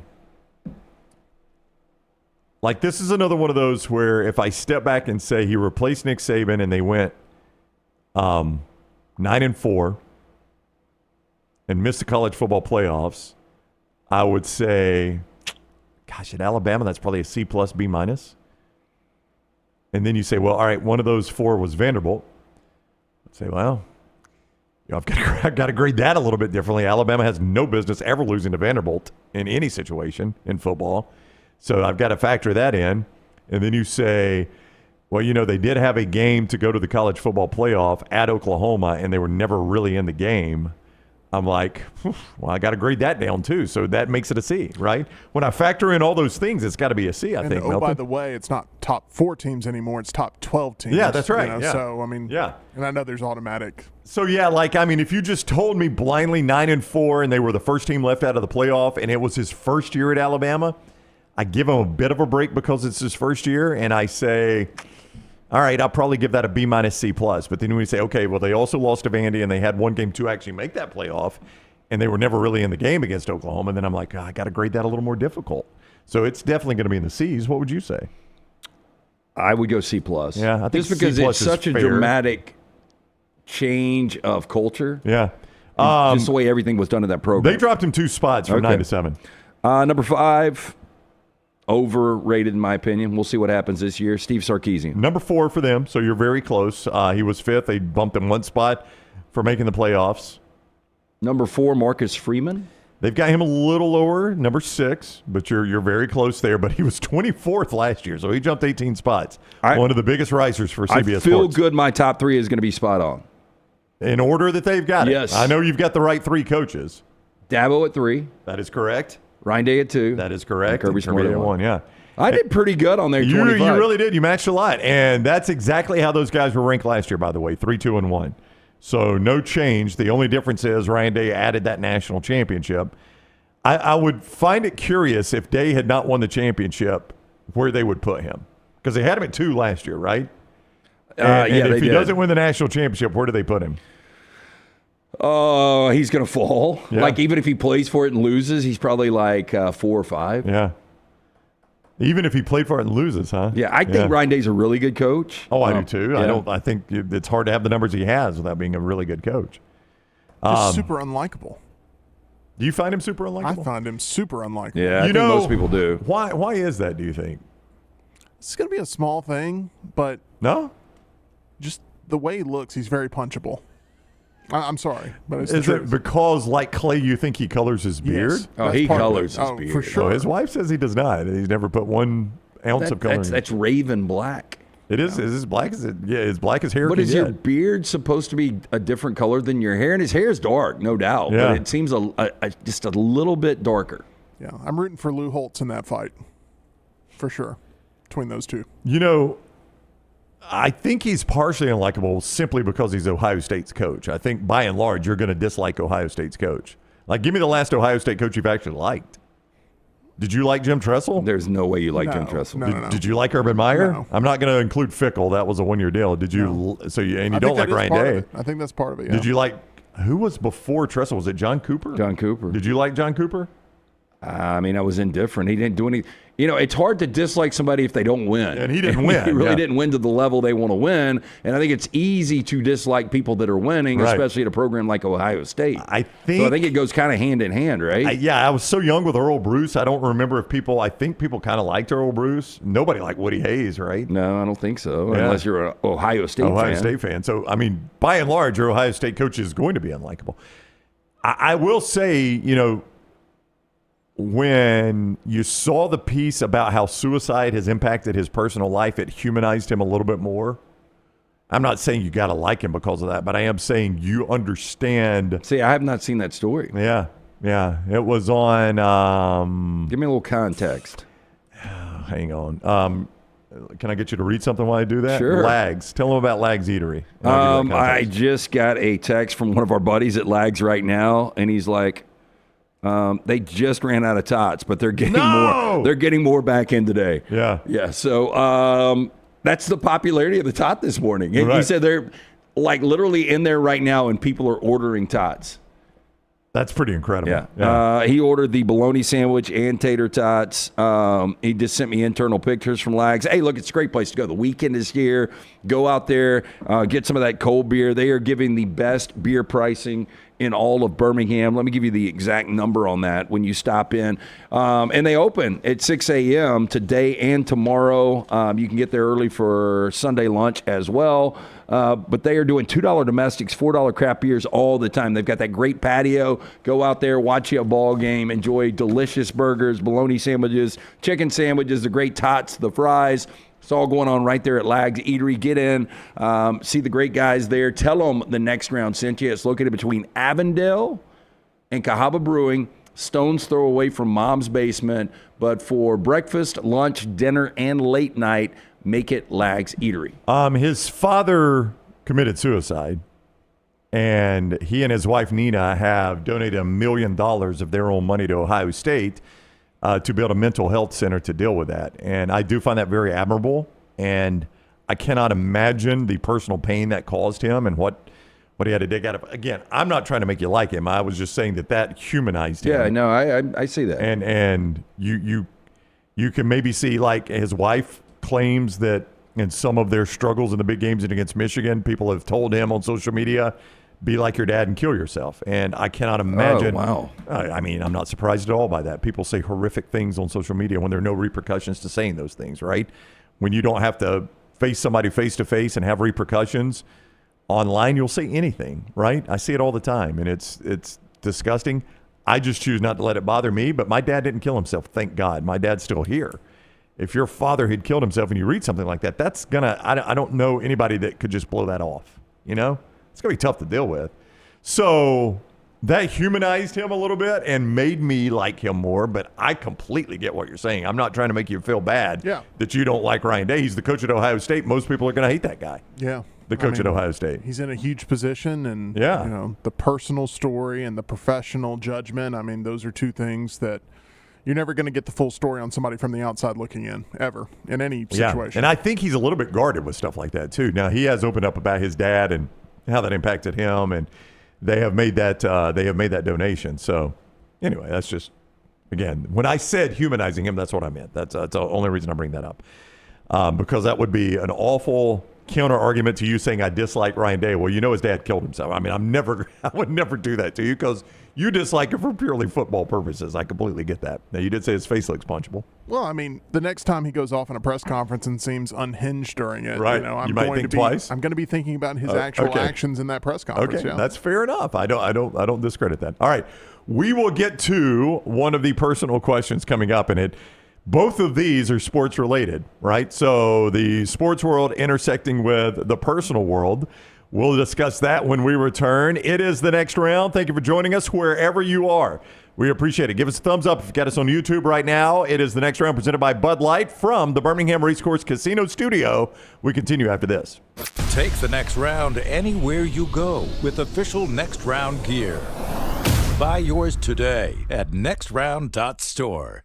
I'm attorney Alexander Shunnarah, Alabama born, Alabama raised, and ready to fight for your rights. I have one of the largest firms in Alabama, and we are here to help you get the compensation you deserve. Call me, Alabama, 323-1000. No representation is made that the quality of legal services being performed is greater than those of other lawyers. Storm season is here. Make sure you have a plan of action in place right now. Greg from Pell City and Storm Restoration Roofing should be your first call when storms hit. Insurance companies love working with Storm Restoration Roofing because of Greg Nelson's name and reputation in the industry. When storms hit, call Greg Nelson. He's local, 205-542-3531. He's the home of the free no-cost roof inspection. Greg from Pell City on Facebook, 205-542-3531. 3531. It's Storm Restoration Roofing. Hey, let me tell you about our friends at Urology Centers of Alabama. Compassionate and comprehensive urological care with 35 physicians, 17 locations across Alabama. Their patient-centered approach to all of your urological needs. Remember, they've got that new men's health center. It is beautiful, helping men with a wide range of sensitive male issues in a comfortable environment. You can always go online, visit urologycentersalabama.com, schedule an appointment with one of their many urologists today. By now, you guys know how I feel about my fashion. However, did you know that I care about your fashion choices? Cargo shorts are out, flip-flops are only appropriate on the boat, and please throw away that stained t-shirt from college. You may be thinking, EG, that's all I own. What do I do? Here's what you do. Go to nextround.store and fill your cart with a wardrobe that is approved by me. Stock up on logo t-shirts, hoodies for football season, and hats for every day of the week. Trust me on this one and head over to nextround.store to get stocked up for this season. Man, I love a good meal. I'm Jim Dunaway. A good meal is what you get with my friend Sterling at Champy's Chicken on Highway 119 in Alabaster. We're talking great southern fried chicken, wonderful sides, hand-cut chicken fingers, po' boys, and those Mississippi Delta recipe tamales. You got a perfect menu for everybody. Champy's Chicken is perfect for watching the big game, or taking a meal to the lake house, down to the coast, or stay in the restaurant and dine in a great atmosphere. It's all made fresh to order right there on 119 in Alabaster, Champy's Chicken. The World Wide Web is a large place. Find all your favorite people and content in the same spot. NextRoundLive.com is full of wonderful tidbits about the show you know and love. Find our gear, listen to your favorite personalities, follow our socials, and enjoy your trip to NextRoundLive.com. Want more of the show? Download the app or visit nextroundlive.com for the latest podcast, The Mystery Fifth Hour, our Not For All Ages podcast, The Last Call, and the entire Double Down Media podcast family. All at nextroundlive.com and on the Next Round app. Hey, there's nothing worse than waking up to a plumbing problem. Don't get caught in a flooded house. Call the guys at Hemp Hill Services. Adam, Chad, and the team at Hemp Hill are the only ones I trust to fix it and fix it right the first time. Hemp Hill Services does it right and always at a fair price. For all of your plumbing, cooling, and heating needs, trust the name that Birmingham has trusted since 1954. That is Hemp Hill Services. Call now, 205-229-2090. That's 205-229-2090. It's bow time. Tired of choosing between sweet and savory? Why not have both? Introducing Bojangles' new chicken and bowberry waffles. The bold Cajun chicken filet you love, now drizzled with a bowberry honey glaze and sandwiched between two warm waffles. Which means your favorite meal of the day just met your new favorite dish. And lucky for you, it's served all day. But it's only here for a limited time, so try chicken and bowberry waffles at Bojangles today. It's bow time. I'm attorney Alexander Shunnarah, Alabama born, Alabama raised, and ready to fight for your rights. I have one of the largest firms in Alabama, and we are here to help you get the compensation you deserve. Call me, Alabama, 323-1000. No representation is made that the quality of legal services being performed is greater than those of other lawyers. Jim Dunaway, Lance Taylor, Ryan Brown. Live from the Birmingham Racecourse Casino Studios, the Next Round, presented by Bud Light, is on now. All right, Todd Fuhrman, BetTheBoardPodcast.com, joins us every Friday throughout the sports calendar. He takes some summertime off because we all do, right? But Fuhrman back with us in just a moment. We'll talk to him about everything that is coming up. BetTheBoardPodcast.com. BetTheBoardPodcast.com is where you find Todd Fuhrman. Thank you for joining us on the show today. A reminder that the Birmingham Stallions are back in action this weekend. It is the final regular season home game for the Birmingham Stallions. So you can go see them Saturday, 2 o'clock. It is Fan Appreciation Day for the Birmingham Stallions, Fan Appreciation Day. Enjoy a live pregame band, giveaways from Piggly Wiggly, Stanley's Birthday Bash, all of that with the Birmingham Stallions. Grab your tickets now, UFLStallions.com. That is UFLStallions.com.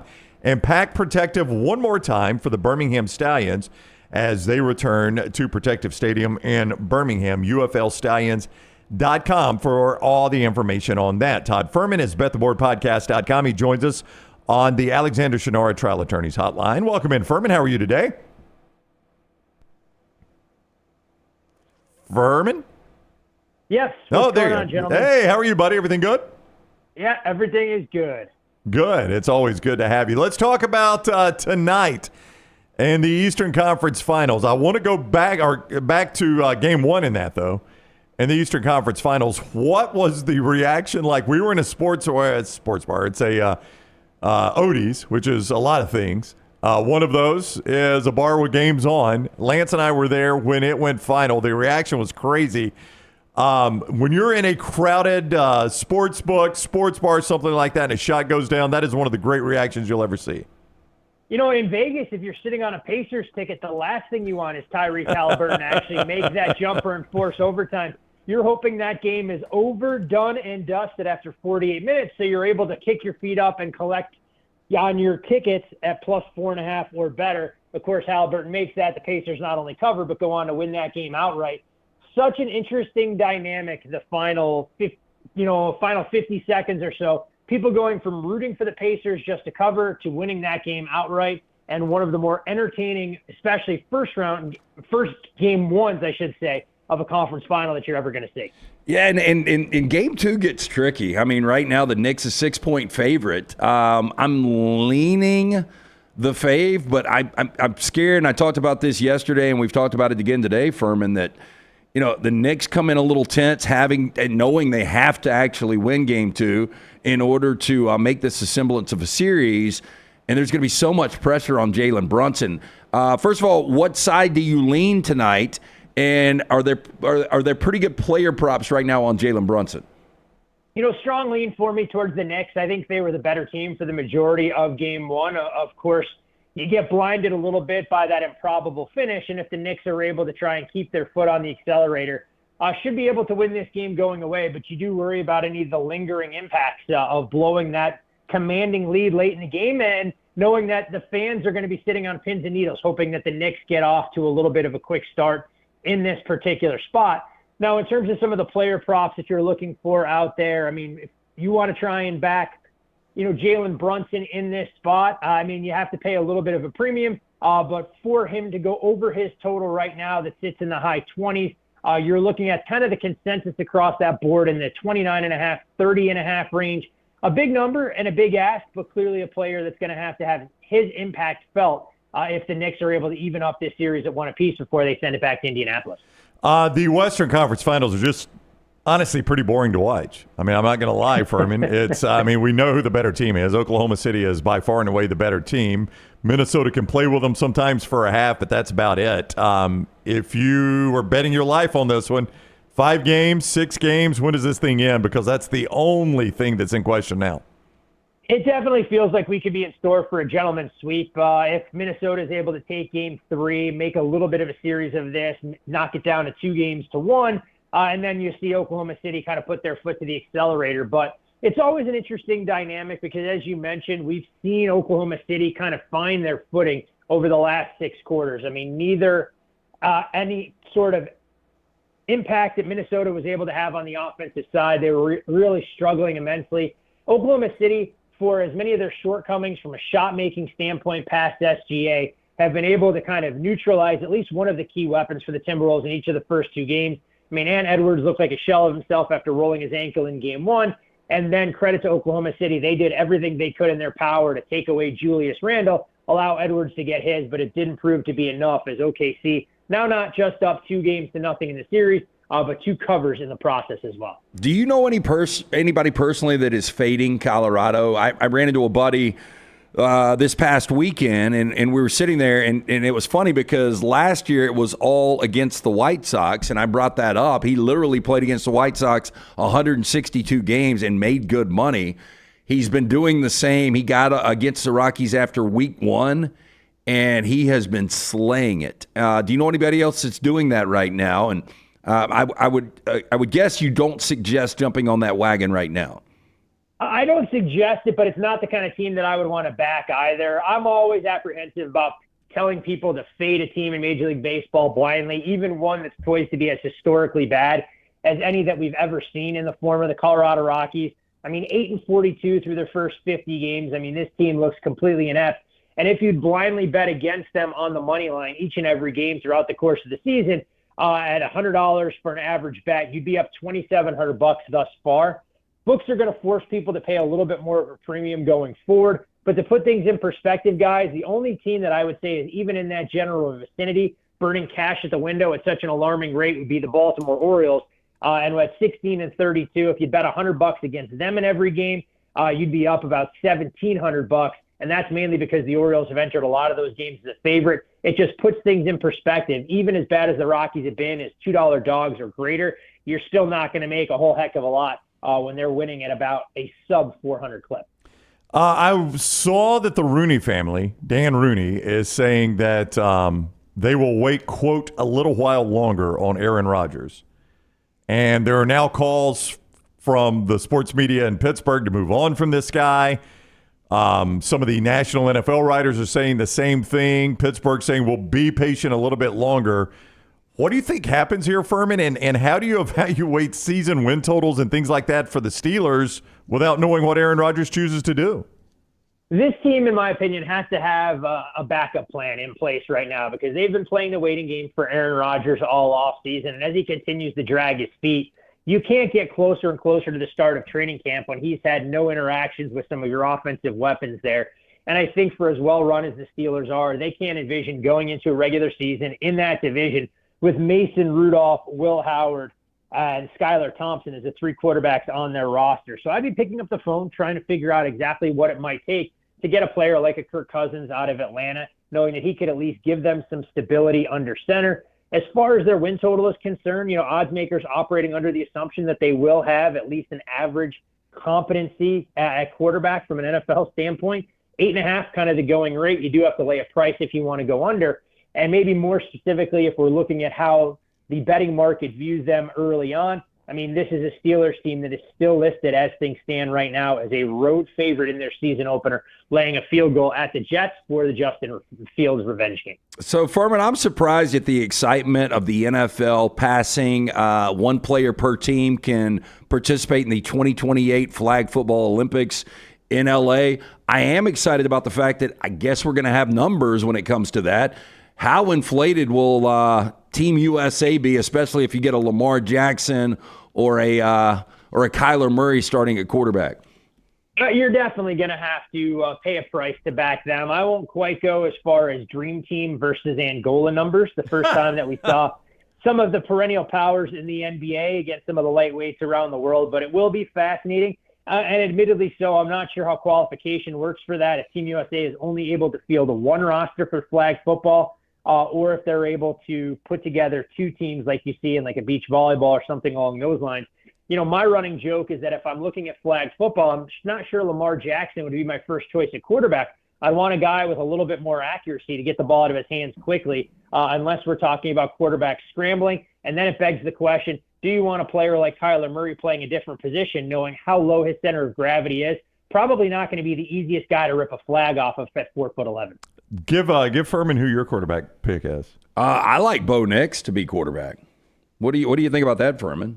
I'm real curious to see the appetite for some of these players and their desire to be part of an event like this, because we know football players haven't had a chance to win a gold medal in the Olympics unless they're equipped to run track and field. So I'm going to be interested to see how this dynamic takes place, how competitive it gets. And of course, we already had A.J. Brown speaking out saying he wants no part of it. And I'm sure there will be some pressure from various ownership groups around the league trying to discourage their players from going out there, because it's only a handful of years ago, and while flag football not quite apples to apples, that the running back for the New England Patriots at the time, Robert Edwards, tore up his knee in a beach football game. I'd have to think that's every ownership and fan base's worst nightmare. All right, big racing weekend. Many of you are race fans and like to play that in fantasy or maybe on the markets there. You could play it. BetTheBoardPodcast.com has a lot of info. I don't want to steal all your thunder at BetTheBoardPodcast.com, but do you have a good pick for both races coming up this weekend, Fuhrman?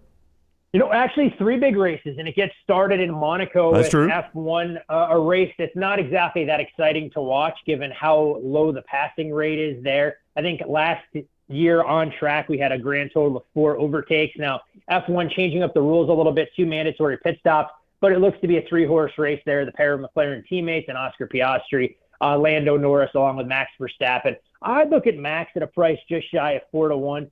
Got the win last week, and I think from a competitive balance standpoint, he's a driver that'll be aggressive enough during qualifying that if he can put it on the pole, can keep it up there. In terms of the Indy 500, we've had a driver in Pato O'Ward who's got 2 second-place finishes on his resume.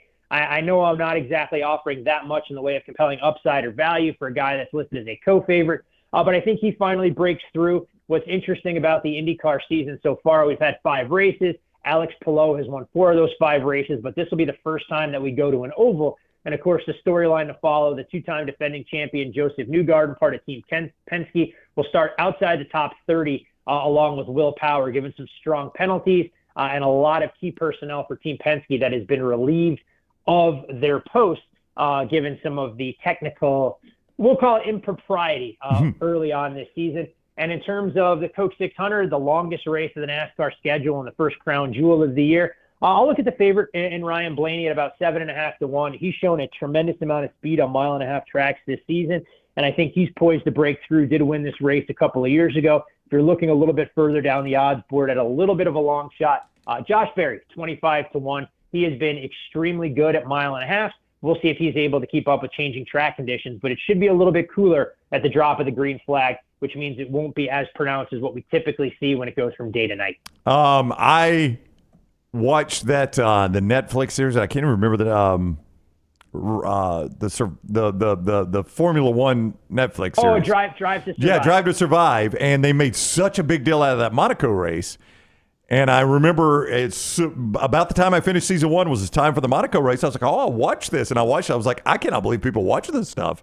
Nobody passes anybody. There's like no room to pass. They race down an alley the entire time.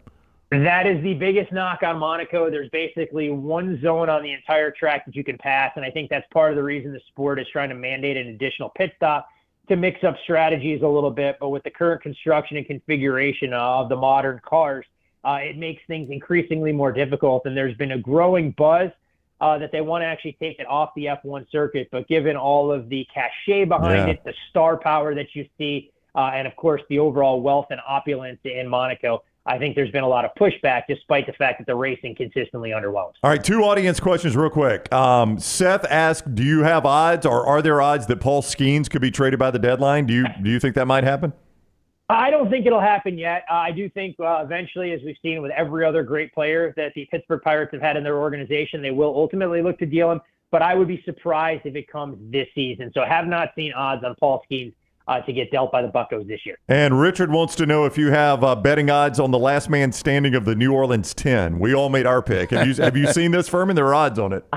I have not. And full disclosure, guys, I don't even know what the New Orleans 10 is. It's the 10 guys that escaped a penitentiary in New Orleans. And is it 6 of 10? 6 of 10 have been swept up now? I think 5 of 10. 5 of 10. So maybe it is 6 of 10. I'm checking right now. Yeah, they're giving odds somewhere. You can get odds somewhere on the last man standing there. I'll have to poke around at some of the offshores, but I'm sure your guys' friends at mybookie.ag have plenty of different options that are there. And hopefully they get creative enough to add method of capture to that list as well to try and figure out if you want to pull off an exacta on a unique market, to say the least. Fuhrman, I know you're not a big poly market backer, but they actually are taking bets on this right now. Are they really? Yeah. Who's the favorite? Because I got Van Buren. Do you have the favorite? I'll tell you right now, I have Derek Groves. No, Derek Groves, unfortunately, convicted killer of 4 people. Is still on the look loose. at the people you're going with. I mean, do I dare ask, guys, how you're handicapping this? Have you studied some of their background and some of the combine scores they put up from an elusiveness standpoint? Yeah.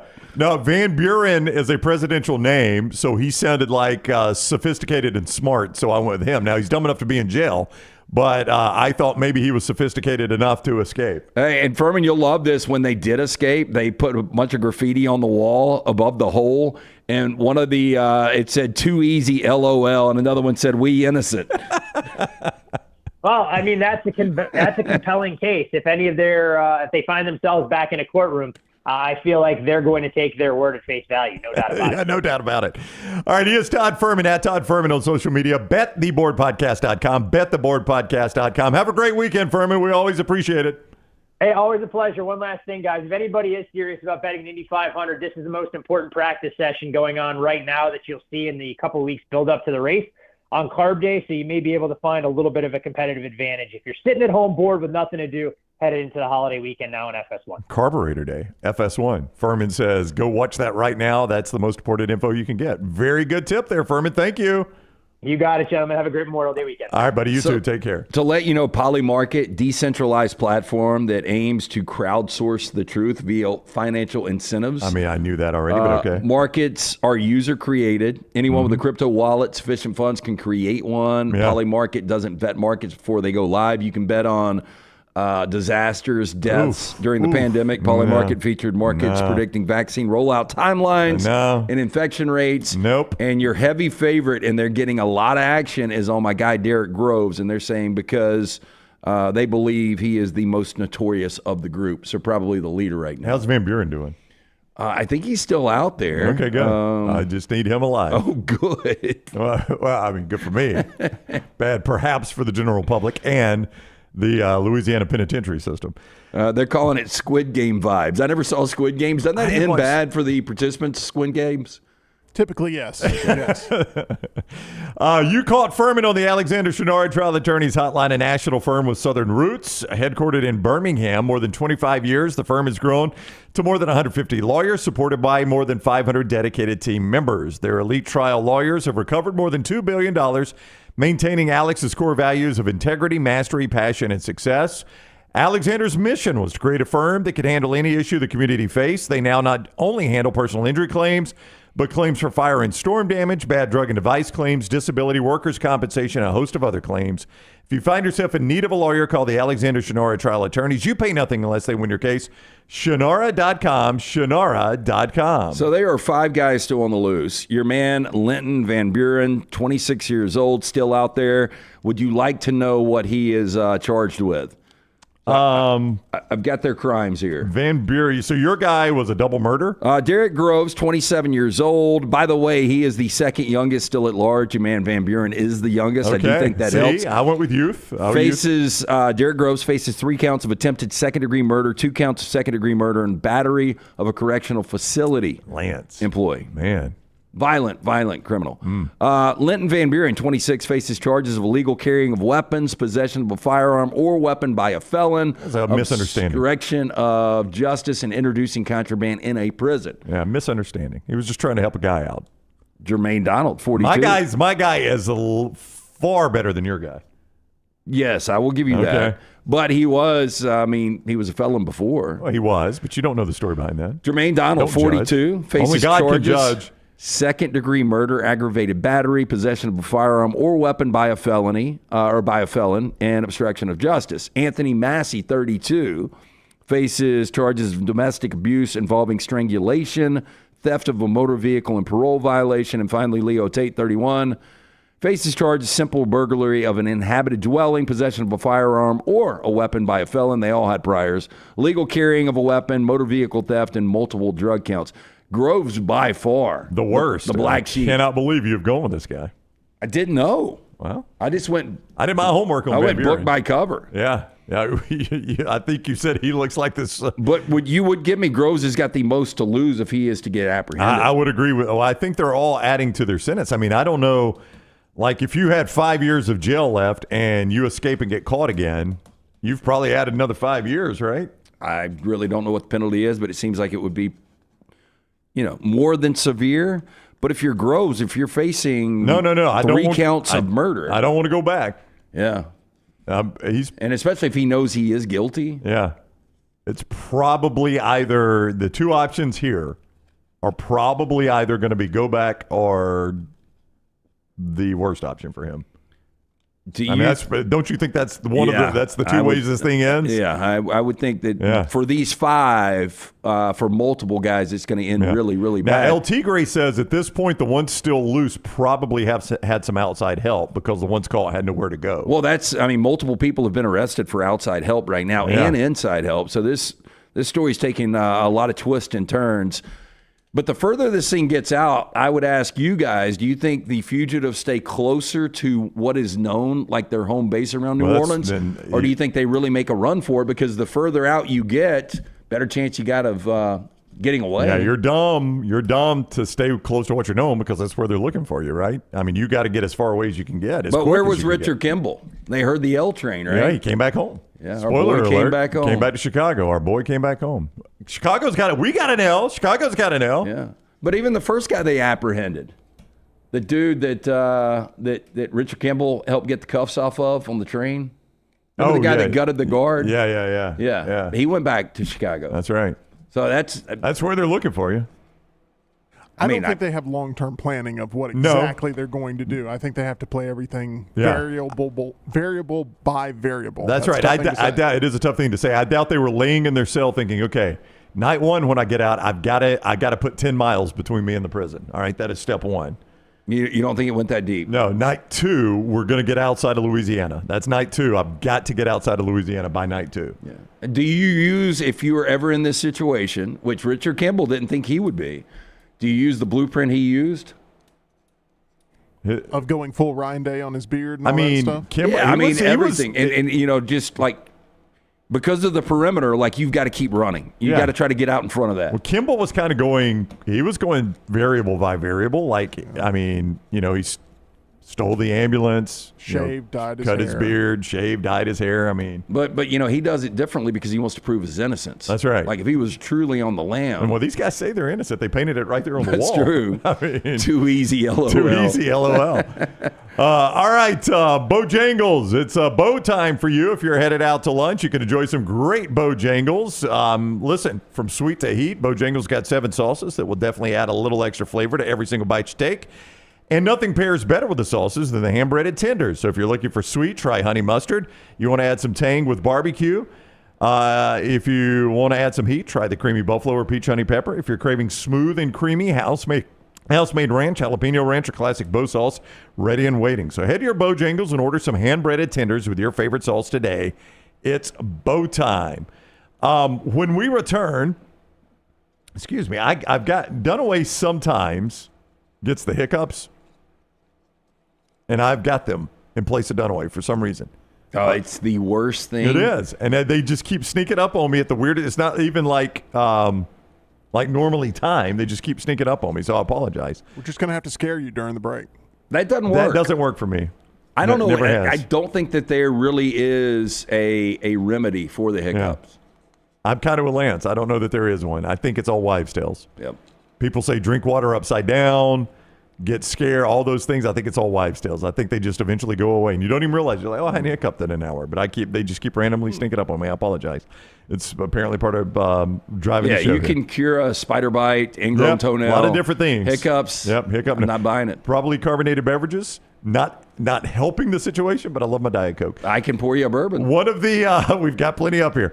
One of the personal questions when we return. The Bill Belichick story took another interesting twist yesterday, and it leads to a personal question I have to ask the panel. We'll do that when we come back on the next round, presented by Bud Light.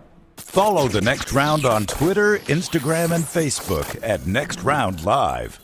I'm attorney Alexander Shunnarah, Alabama born, Alabama raised, and ready to fight for your rights. I have one of the largest firms in Alabama, and we are here to help you get the compensation you deserve. Call me, Alabama, 323-1000. No representation is made that the quality of legal services being performed is greater than those of other lawyers. You could win a Cadillac CT5 or your share of $25,000 in free play and cash at Birmingham Racecourse Casino. The more you visit, the more chances you have to win. Play the latest, most exciting games around with fun bonuses and big jackpots. You can be a winner too. Come win your share during the Cadillac CT5 and $25,000 giveaway at Birmingham Racecourse Casino. Drawings April 5th and 6th. Located off I-459, exit 31, Derby Parkway. Must be 21 or older. Must be present to win.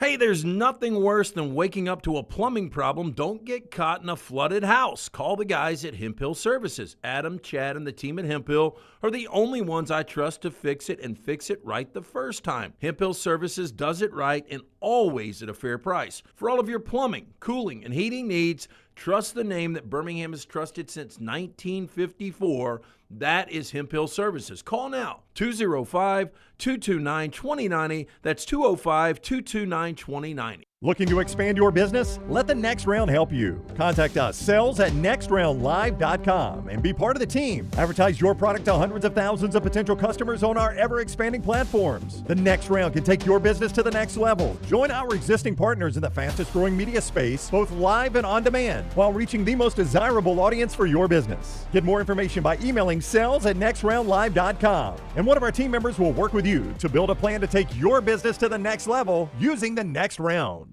Remember the name Way to Wellness if you're battling weight loss in your life. I'm Jim Dunaway from The Next Round. There was a time I was over 216 pounds until Way to Wellness helped me lose 45 pounds, and now for over 2 years, they've helped me keep that weight off. Here's their website, aplanforme.com, aplanforme.com. That's a great name for a website because there's no cookie-cutter plan. Everything is designed specifically for you. No contract, no sign-up fees, and your first consultation is free at Way to Wellness. Twin Peaks is the best in the game. Here, you're in the red zone for every college rivalry and divisional matchup all season long. I mean, where else are the scenic views as good as your view of the game? Only at Twin Peaks, the #1 sports bar. It's bow time. Tired of choosing between sweet and savory? Why not have both? Introducing Bojangles' new chicken and bowberry waffles. The bold Cajun chicken filet you love, now drizzled with a bowberry honey glaze and sandwiched between 2 warm waffles. Which means your favorite meal of the day just met your new favorite dish. And lucky for you, it's served all day. But it's only here for a limited time, so try chicken and bowberry waffles at Bojangles today. It's bow time. Follow Next Round Live on Twitter, Instagram, Facebook, and YouTube. The social media team at Next Round Live is dedicated to giving you daily news conferences and practice video from UAB, Alabama, Auburn, and around college football. Follow and compare to the sites you used to visit. You'll also get the latest highlights and news from the Next Round Daily Show. Turn on the notifications so you don't miss a thing. Next Round Live on Twitter, Instagram, Facebook, and YouTube. See more at nextroundlive.com.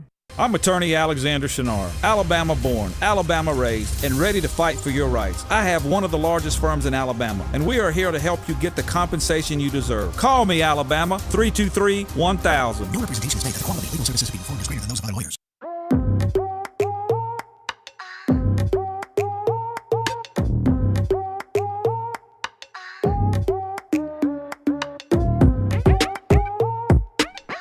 All right, one of the personal questions coming up in just a moment. Urology Centers of Alabama brings you part of the show. Your urological health is of incredible importance. You do not need to sleep on this. You need to listen to the professionals. UCA, Urology Centers of Alabama, 205-930-0920, 205-930-0920. UrologyCentersAlabama.com is the website. That's Urology Centers Alabama. From prostate health to kidney stones, all across the board, your urological health is of extreme importance, so do not ignore it. 205-930-0920, UrologyCentersAlabama.com. One of the questions we have had concerning the Bill Belichick situation from day one is, how did the Ring doorbell footage get out? Okay, so first let's go to the residents of that house. I always assumed it was Jordan Hudson's house. Is it not? You assume that because that was the initial report, that it was an $800,000 house she owned. Yeah, so I thought because it was her house that more than likely she's the one that released it. That would make the most sense, right? That was one of the suggestions, is that she released it for some reason. We don't know why, for some reason. That turns out not to be the case. So I am very interested because I have not seen this story. Pablo Torre, who is the investigative reporter that has been working on this story, revealed yesterday that he had done an interview with the owners of this house that is an Airbnb house. And that the way the video got released to the public, and this is the way stuff like this happens, they monitored their Ring doorbell video, showing the outside, the Ring doorbell video of their Airbnb property, and they got an alert. And when they went and looked at the video, they noticed a shirtless Bill Belichick exiting the residence. The guy's a big Patriots fan, and he's like, this looks like Bill Belichick. Is it Bill Belichick? I've never really seen him without a shirt. So the error they make is they share it with friends. Yeah, that's a problem. And I'm going to say, is this Bill Belichick? I've never done an Airbnb review. By the way, Jordan Hudson did, and she gave that house 5 stars. I would think she gave it 5 stars. She gave it 5 stars. This is before she knew that this was going to go out. I would think, yes. I mean, there's got to be some kind of backlash on this, right? I mean, I mean, if I'm Airbnb, right, you are no longer allowed on our platform. I would agree. Now, they claim they didn't release it. They just shared it with people asking, is this Bill Belichick? And it then somehow gets out into, well, somehow, you know how. Like, guys, look, because you know how this goes, right? I got this video I'm going to show you, but you cannot share it with anybody. Oh, text it to me. Okay. But don't share it with anybody. Okay, I'm not going to share it with anybody. What is it? It's Bill Belichick exiting my friend's Airbnb, and he don't have a shirt on. And you don't know the story there, right? And then that guy's like, hey, you will not believe what Lance just sent me. Yeah, but you would know unless it gets you just out so quick. Unless you just spray the board and send it to everybody you know. You would know who actually, or you would have a good idea of who would have shared it with somebody else. Oh, yeah. I mean, you assume everybody shares it with somebody else. If you had... I do think about this because we've had this story in Trash before of people being videoed and watched in different Airbnbs. Which is the leads to the personal question, not extremely deeply personal. Do you trust Airbnbs? Wholly, no. The majority of the time, probably. There's just so many creeps out there, so many voyeurs. Do I think that I've been watched in a Airbnb? More than likely. Because I've probably been to, I don't know, 15, 20. So you trust them enough you've stayed in 15 or 20? I mean, sometimes in a pinch, we had to do it. I think the last time we all did it together was L.A., right? Yeah, we did. We stayed in an Airbnb in L.A. Found a joint in that one. Did you? Do you trust Airbnbs, Tim? No, there's no way to trust it fully because it's definitely not foolproof. I mean, it's like anybody with bad intentions can spy on you in today's age. The technology's there to make it discreet to where you'll never know about it. So, yeah. I don't know. You can't trust. You can't trust humanity. How many of you? That's true. How many do you assume you've stayed in? 3. Assume. 3. I think I've stayed in 3. Approximately. Did you ever get a feeling that something was going on? No. I never got creeped out or anything. Tyler? Does Tyler trust Airbnbs? I've never stayed in one, okay, but so I no? don't think I want to. Yeah, so that would be a solid no. Yeah, you guys, you might have seen the remake, but the original Flatliners back early 90s, Kiefer Sutherland, Julia Roberts, I think Kevin Bacon, William Baldwin, I'm just throwing the names out there of this cast. So they could take themselves to the brink of death. Trying to remember exactly how the plot went, but I think it was William Baldwin's character. He loved to have girls over and film them. So I really wouldn't be surprised if there's some creepy voyeurs out there that actually have cameras or some kind of surveillance set up, whether it's a nanny cam or whatever, in a bedroom. I think of Meet the Parents with Robert De Niro where he had hidden cameras and like teddy bears and stuff. Yeah, that was more so the nanny cam, right? Yeah. In his own house. Yeah. Yeah. But he was definitely spying on Greg with that stuff. Yeah. And then you had in Wolf of Wall Street, there was a spy cam, very famous scene in that movie. I don't like staying in other people's house. I just don't like it. And to me, when I'm in Airbnb now, and people point out, well, VRBO is the same way. It is, but those are like built to be vacation homes. It's condos and things like that. But just going to other cities and staying in people's houses, I just don't like it. I don't like staying in other people's house. Like even family. I love my family. Yeah, but I would rather, depending on the circumstance, if I'm coming into your town and you ask me to stay with you, if I've got the option of a nice hotel, I would much rather stay in the nice hotel. 100%. Even family. Like, my brother lives just outside of Atlanta. If I go to visit him, I've stayed at his house, but given the choice, I would stay at a hotel. Yeah, but I have a lot of people that actually stay in my house. And I can honestly say I don't have any cameras in their bedrooms. Are you of all the people that is not technically savvy enough to do that, I trust you in Brown, this one. are you this way with ride sharing? Like you would rather take a taxi? No, I use Uber. That's different.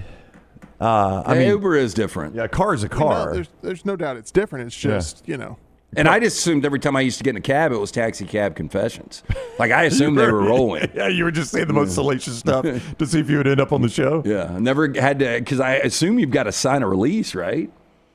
I guess on Taxi Cab Confession, do you think they do the release before or after?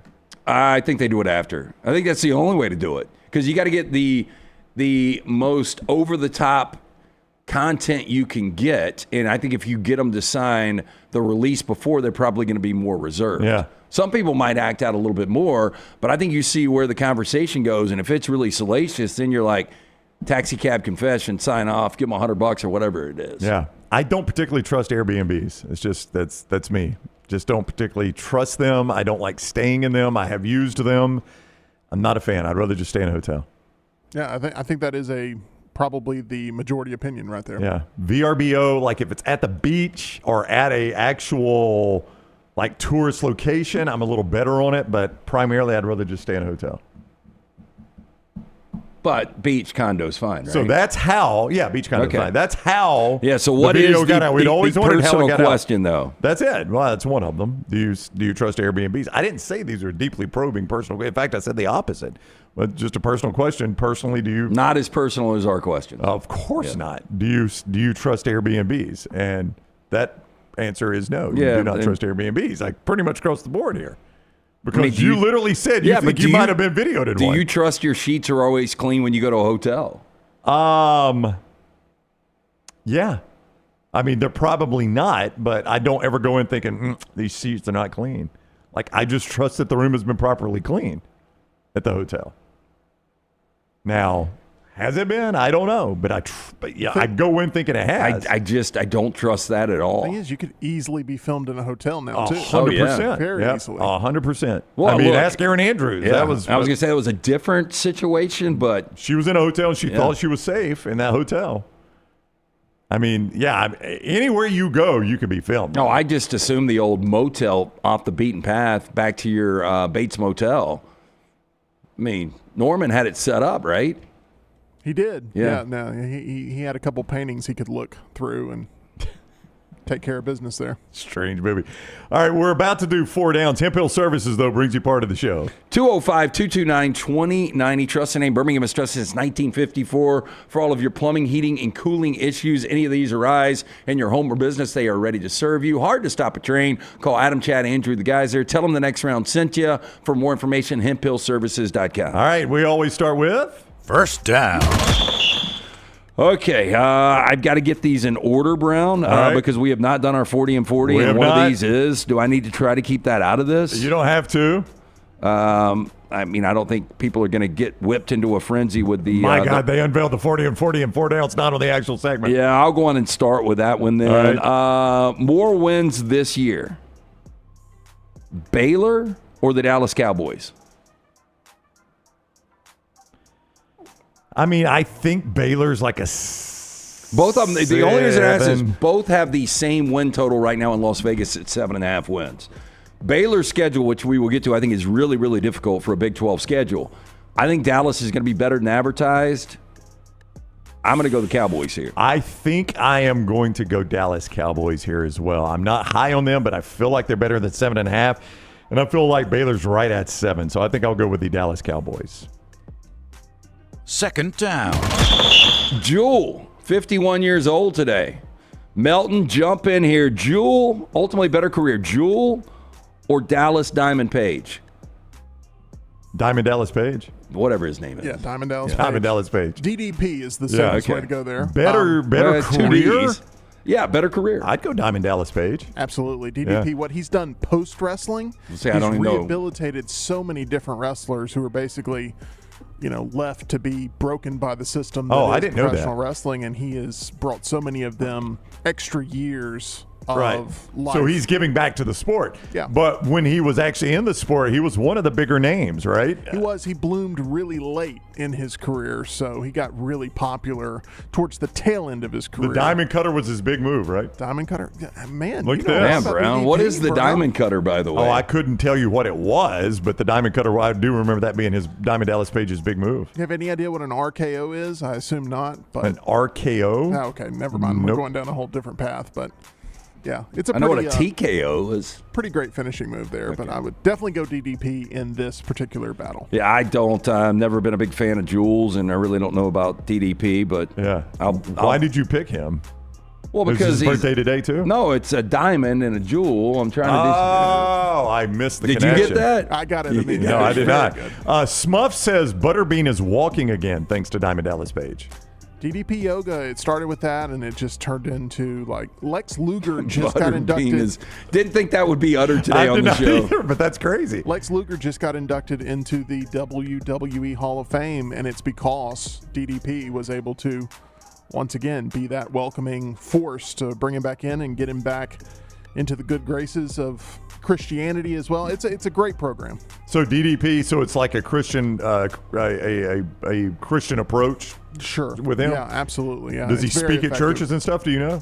I don't know if he speaks I'm in not churches. trying to book him at Shades Mountain Baptist. I'm just curious. I'm But just asking. I just know that he has a lot of testimonials from these wrestlers who were down and out and had the worst time of their life, and he was the one that reached out the helping hand. And See, I had no idea. That's really cool. I mean, I just randomly threw him in because of the diamond. Well, I'm glad you did, because I'm glad to know that about him. I think that is really, really We cool. need that to he get does him that. on the show. Let's try. Fantastic. Yeah. Third down. I don't have his number.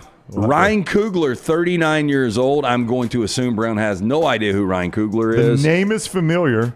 But if I asked you ultimately better career, I see Jeeves popped up back there. Ryan Coogler or Ryan Williams, who was 17 years old last year. Ryan Williams, only 17 last year. So who will have the better career? Yeah. Ryan Coogler. Yeah, Coogler. I think it's probably Coogler. I think his stuff is overrated. Ooh. Yeah. You haven't seen Sinners, though. So. I haven't seen Sinners, but I like Creed. I like the Creed universe coming don't up the like Rocky. Black Panther. I It's that didn't like simple. the Fruitville Station. I thought that was so overrated.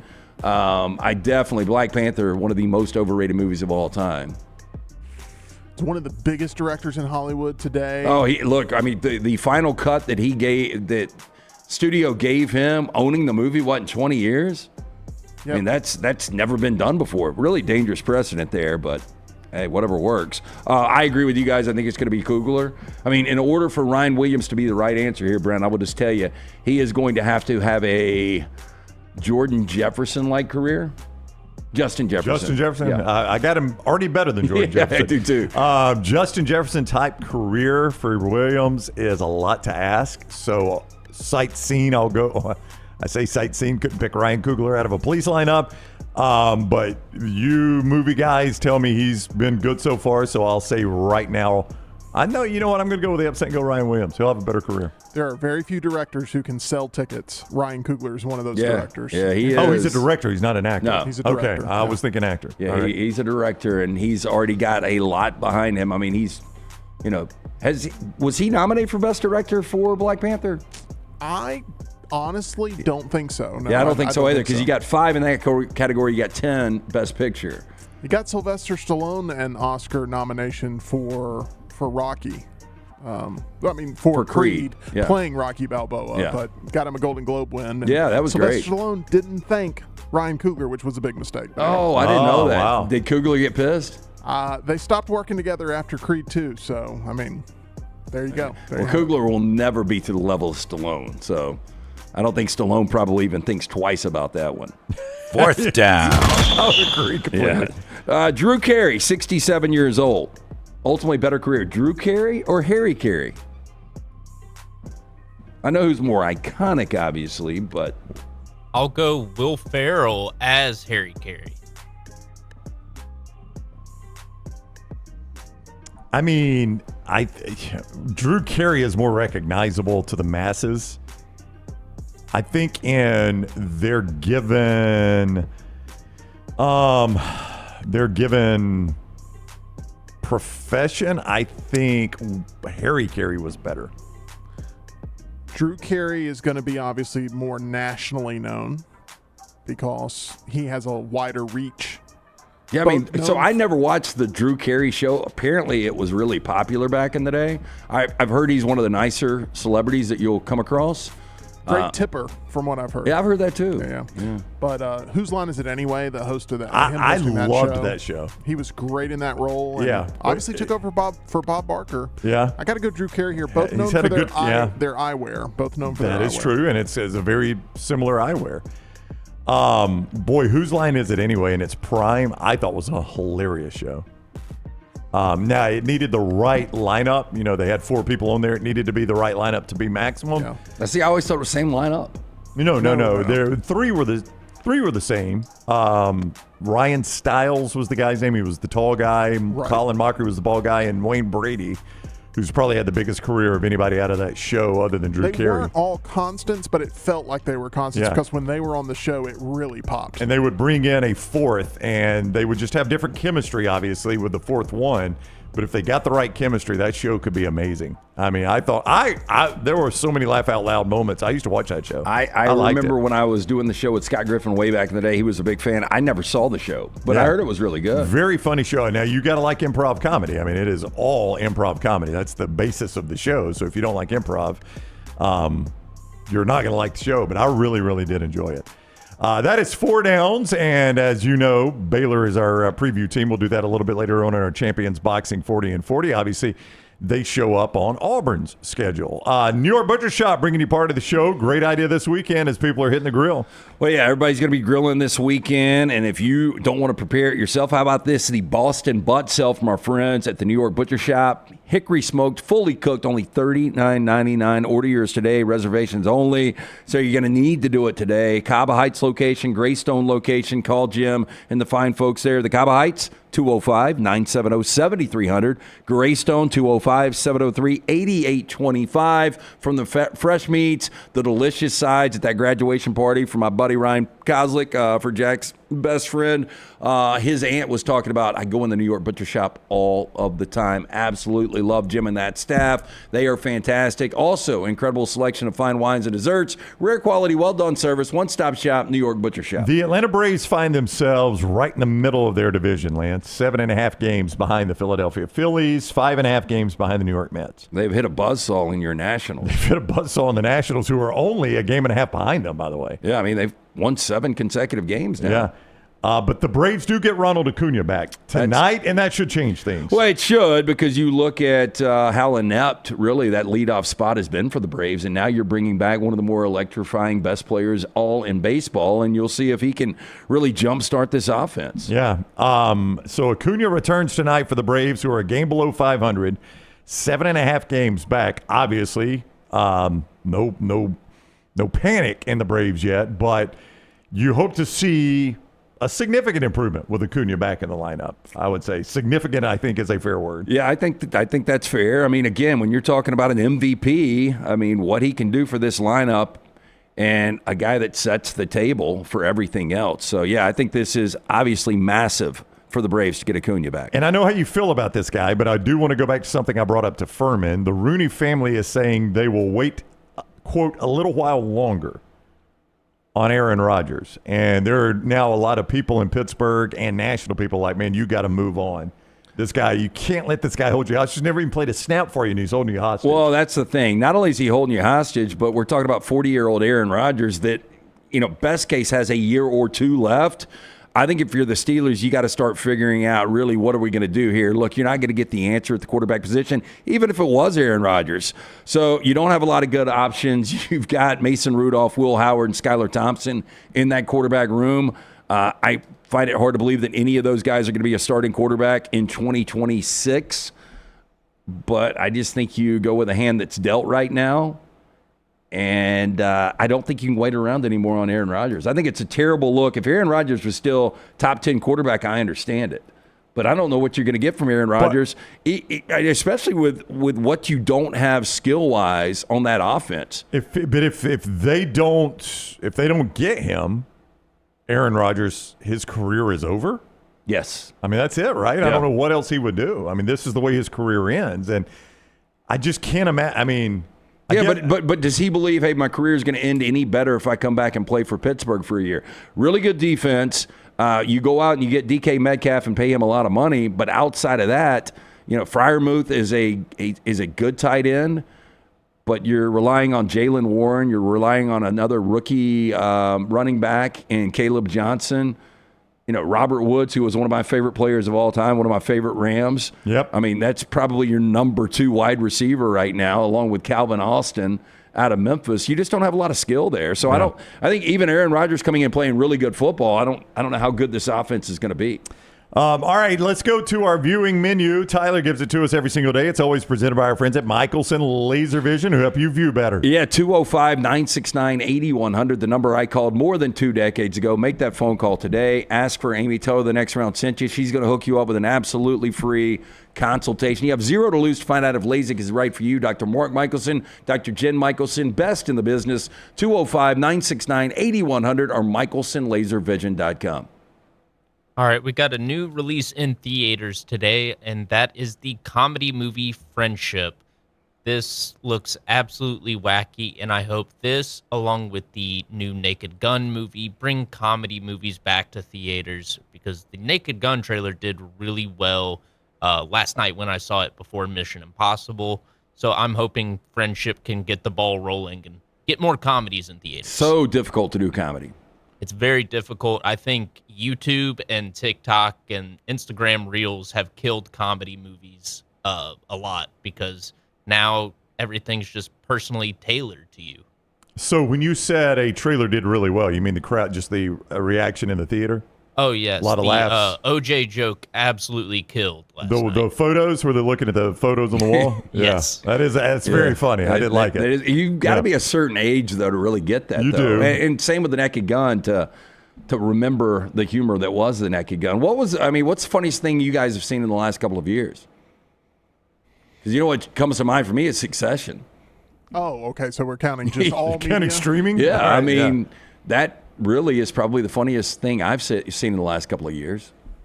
Yeah, I love Succession, but it had every element, right? You didn't have to sacrifice the drama because it was there. But would you give me there was more comedy than anything? I mean, if you've got a dark sense of humor. Oh, man. I don't know.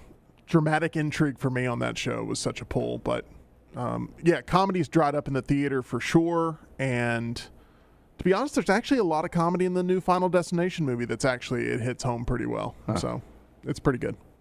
Not going to draw me in. Nothing funnier than people dying. Yeah, right. It's a great movie.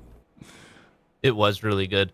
On Hulu tonight, they've added a movie Tim really liked from last year, and that's The Last Showgirl with Batista. I almost watched that with Pam Anderson. It's only like 90 minutes, if that. I almost watched it a couple of weeks ago. I just hadn't pulled the trigger on it. My prediction is you will hate it. Okay. That's my prediction. I hope I'm wrong. No.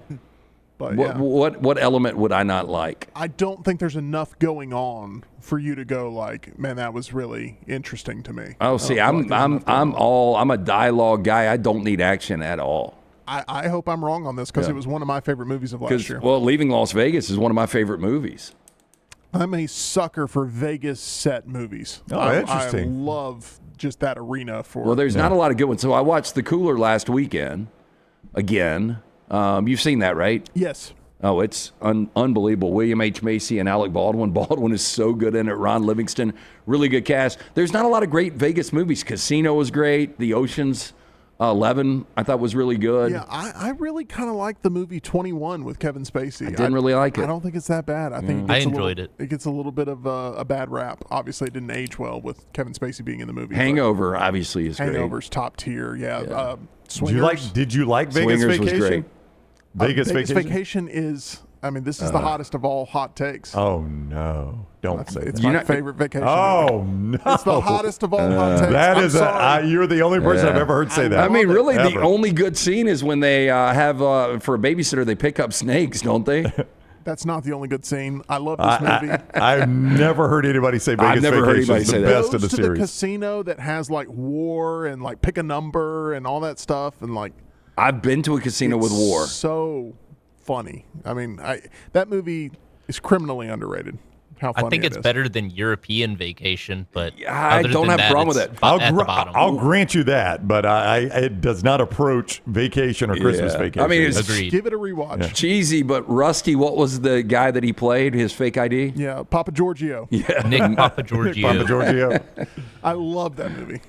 Love. Wow, that's a strong movie. word. Do you have it on DVD? Not yet, but it's on the big board. But yeah, I absolutely love that movie. I think it's hilarious. When they're going through the buffet with Randy Quaid and he's like, give me some of the yellow stuff and give me some of the, it's absolutely hilarious. There's so many different quotable moments in that movie. And then finally, I had this on viewing menu yesterday, but I'm having it again today because Tim and I got to see Mission Impossible: The Final Reckoning last night, and I think you need to see this in the theaters if you have any interest at all in it. Okay, but do we have to catch up like you did? Like Tyler was grinding all week to make sure that he caught up on all the Mission Impossible. And I've never seen them. Can we just go in blind? I think you can skip the first two, honestly. Start with 3. Well, so 3, 4, 5, 6, 7, no, and then this one's 8. Not gonna happen. Lance does not have that kind of time. The more homework you do, the more the payoff is there. Okay. But you can go into this and just enjoy it for the spectacle because it does have some huge set pieces. Yeah, I'm going to guess that Tom Cruise is not going to need me in the seats. Yeah. He'll live to see another day. If there's a guy that can sell tickets, it's Tom Cruise, It right? had a franchise best Thursday night opening, 8.8 million in just Thursday night previews. Wow. That is impressive. All right, that is the viewing menu presented by Michelson Laser Vision. When we return, our 40 and 40 team, more college football and trash, all in the next hour. The next round, presented by Bud Light for the Birmingham Racecourse Casino Studio. Follow LT on Twitter at @TheLanceTaylor. I'm attorney Alexander Shunnarah, Alabama born, Alabama raised, and ready to fight for your rights. I have one of the largest firms in Alabama, and we are here to help you get the compensation you deserve. Call me, Alabama, 323-1000. No representation is made that the quality of legal services speaking performed is greater than those of other lawyers. This hour of The Next Round is presented by the Birmingham Racecourse Casino, now featuring 7 days of giveaways with your chance to win a share of up to $125,000. The more you visit the Birmingham Racecourse Casino, the more chances you have to win. Hey, for all of your IT and printing needs, reach out to our friends at Xerox Business Solutions. Look, I'm still one of those old school guys. I print my notes every single day for the show. If you watch the show here on The Next Round, you see all the notes in front of me. From day one, Xerox Business Solutions, they've been with us here at The Next Round. Local for over 45 years. For all of your IT and printing needs, visit XeroxBusinessSolutions.com or call 205-969-3000. That's 205-969-3000. Do you need some refreshed college wear to represent your team this year? Shop Roback's Game Day collection that includes both Alabama and Auburn. From quarter zips to hoodies, Roback has it all. Get 20% off on us using code TNR20 at roback.com. No matter the occasion, the Next Round store has you covered with whatever you need. Head over to nextround.store and start filling your cart up now. When you wear your gear, make sure to let us know by posting on socials, and you might just end up seeing yourself during a commercial break. Go browse now at nextround.store and place your order before the break ends. Hey, Lance Taylor from The Next Round to tell you about my friends at Michelson Laser Vision, located conveniently UAB Highlands. Almost 20 years ago, I went in for the procedure. Only took 12 minutes for both eyes. When I went in, I had 20/200 vision. I was legally blind. Now I have 20/15 vision, still 19 years later. Make the call today. Schedule a hassle-free consultation. 969-8100. Dr. Mark Michelson, Dr. Jen Michelson, Michelson Laser Vision. Make sure you tell them The Next Round sent you. 969-8100 or MichelsonLaserVision.com. Start your day online with our website, nextroundlive.com, for the latest videos, podcasts, and college football stories. It's also a great way to stream the show or shop in the Next Round store. Stay connected by visiting nextroundlive.com. It's bow time.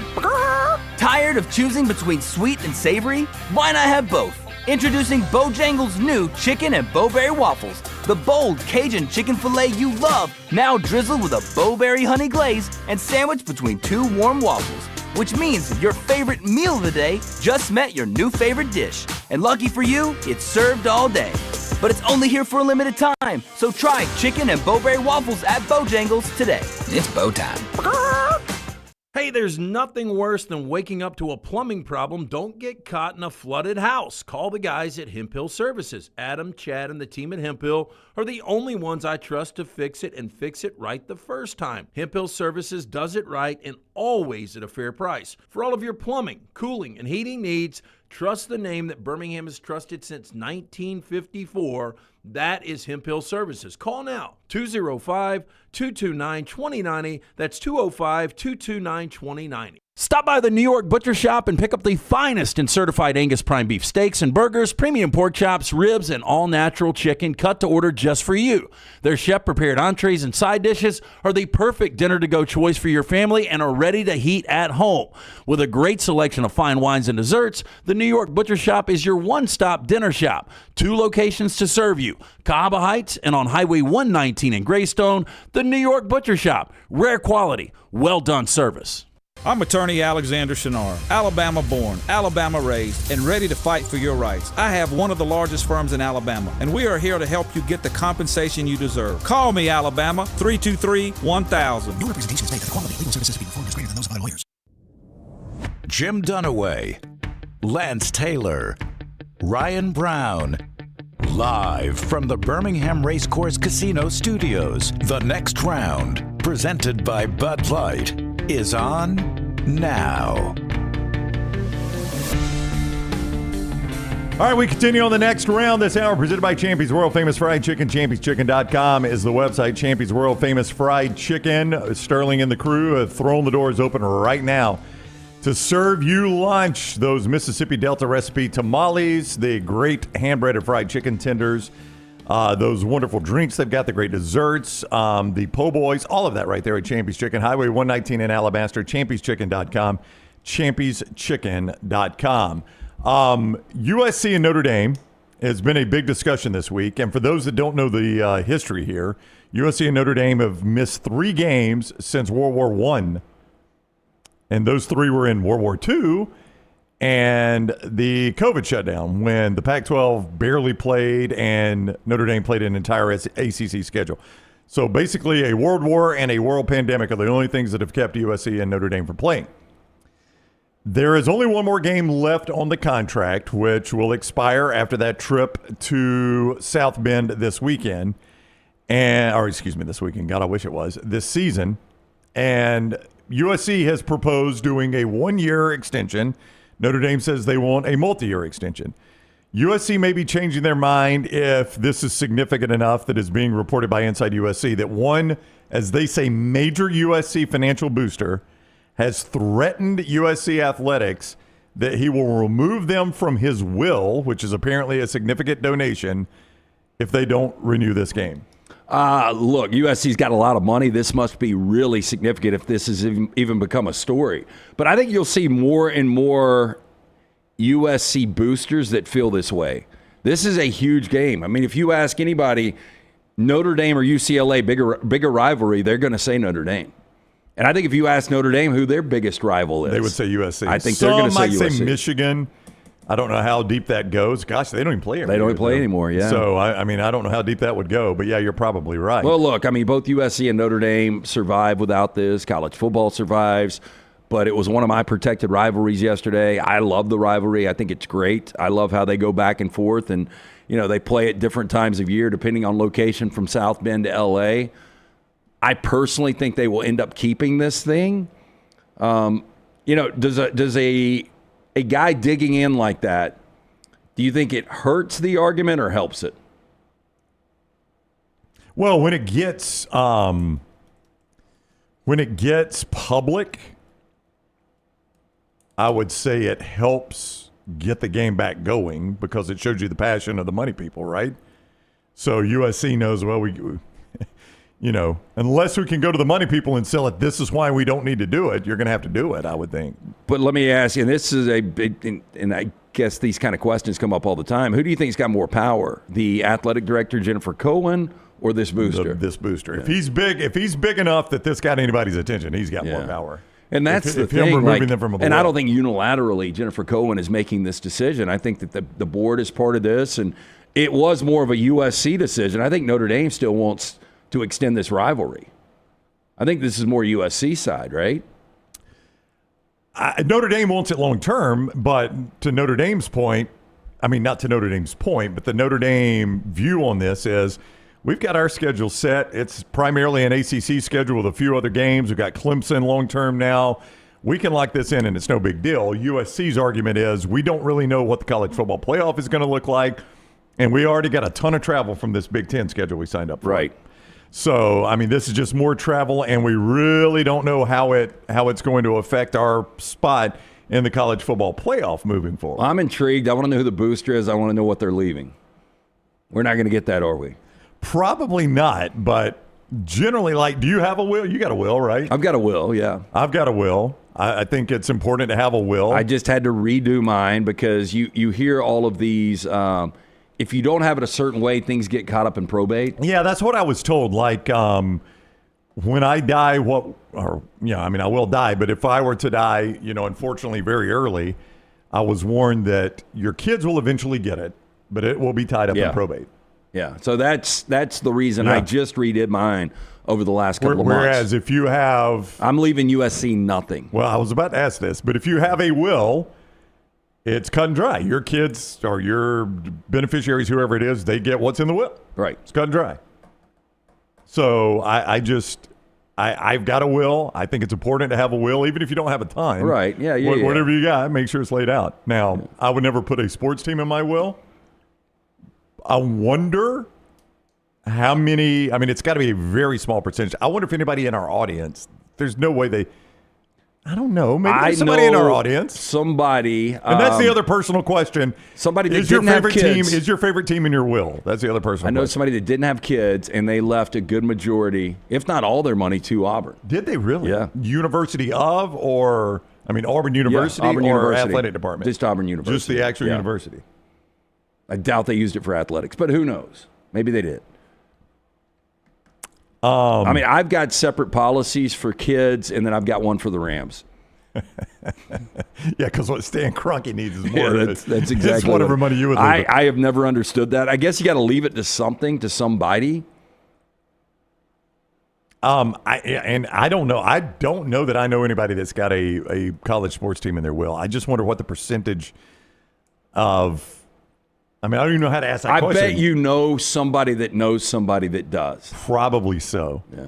Probably so. And you've seen a couple getting divorced that's busting up their tickets. That was at the old Superior Grill, and it's a long, long time ago. This is pre-Sabin, to put it in a timeline. The couple behind me, Milton, in the booth, Jennifer and I were in Superior Grill eating. The couple behind us, they were arguing over who gets what ticket. Did that hijack your night? It was just so amazing. Because I don't like eavesdropping. Yeah, but every now and then you'll hear something so salacious, right. You're like, oh my God, now I can't hear anything else. And if I heard a couple that wasn't really talking about, hey, how are we going to pay for John's college?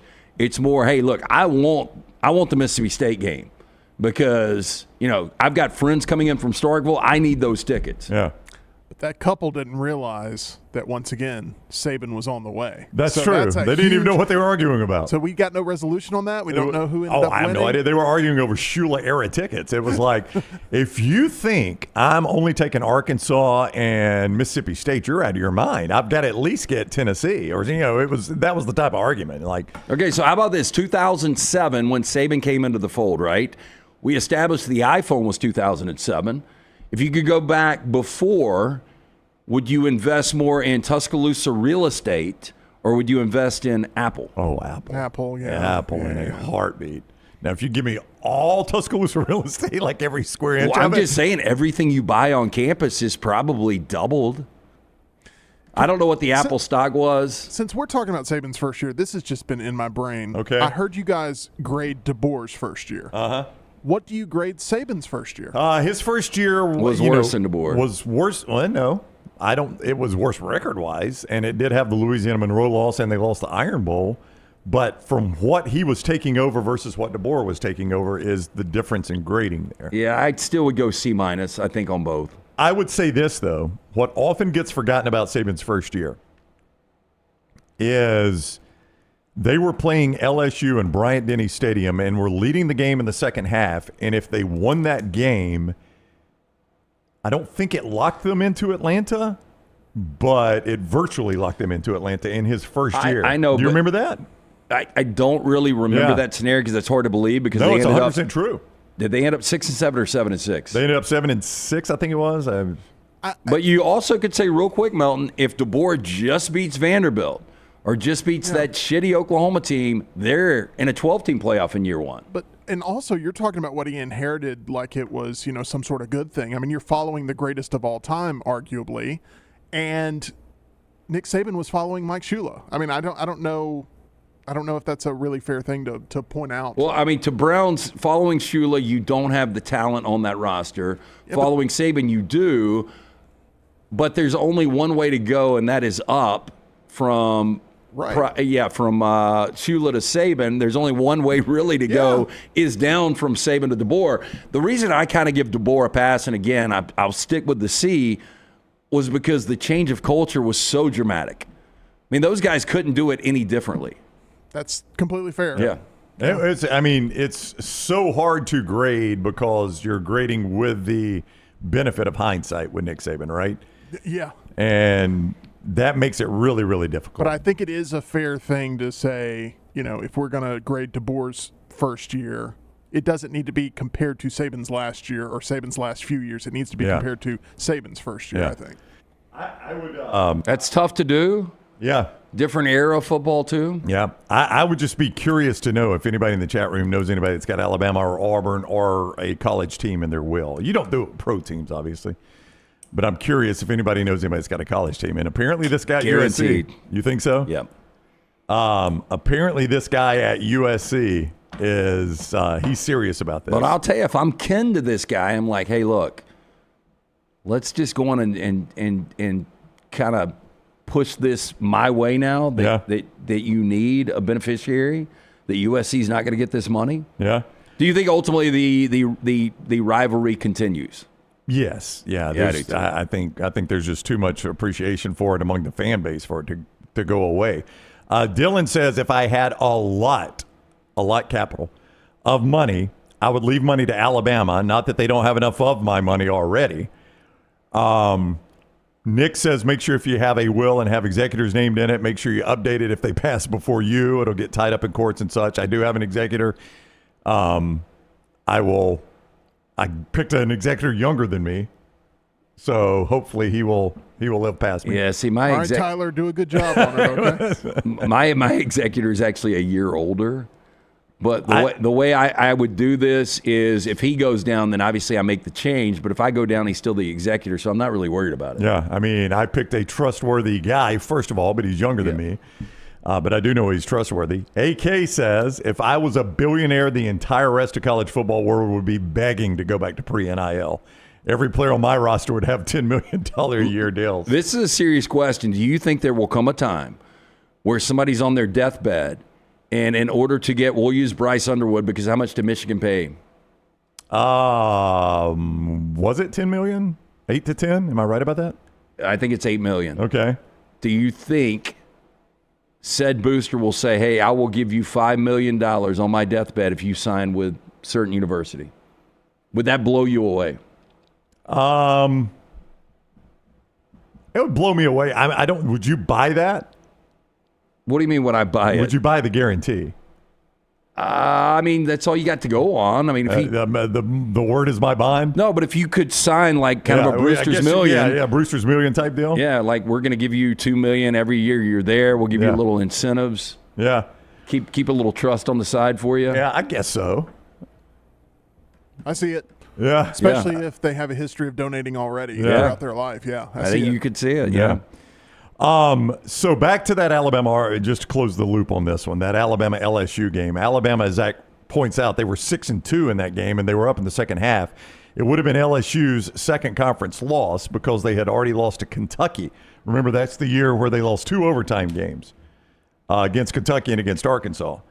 So it would have been LSU's second loss. That was the really, really good Kentucky team, though. Alabama would not have locked their place into Atlanta with that win, but they would have controlled their own destiny with that win because they still had to play State and Auburn, which, by the way, they lost both those games. They did, So who knows what would have happened, but they would have controlled their own destiny to Atlanta. And that's my only point. In his first year to do that, that was... Yeah, but I mean, that's like saying Kalen DeBoer controlled his own destiny to win a national championship. I mean, all they had to do was beat Vanderbilt and they get in the 12-team playoff. Did, yeah. But, I mean, he also didn't take over after Mike Shula. He took over. That's my whole point with Sabin. So he took over after Mike Shula. That was not exactly a healthy program. I get it, but at the same time, you can only go up if you're Sabin. Yeah. That's true. That's the whole counter argument. Yep. It's like it's a That's null true. and void thing. You can't play it just one way. Now, that's why this year, too, is so important for Kalen DeBoer, because obviously Sabin goes undefeated in the regular season. Do you think DeBoer's second year, and what would that expectation be? Like, what could top Sabin's second year if you're DeBoer?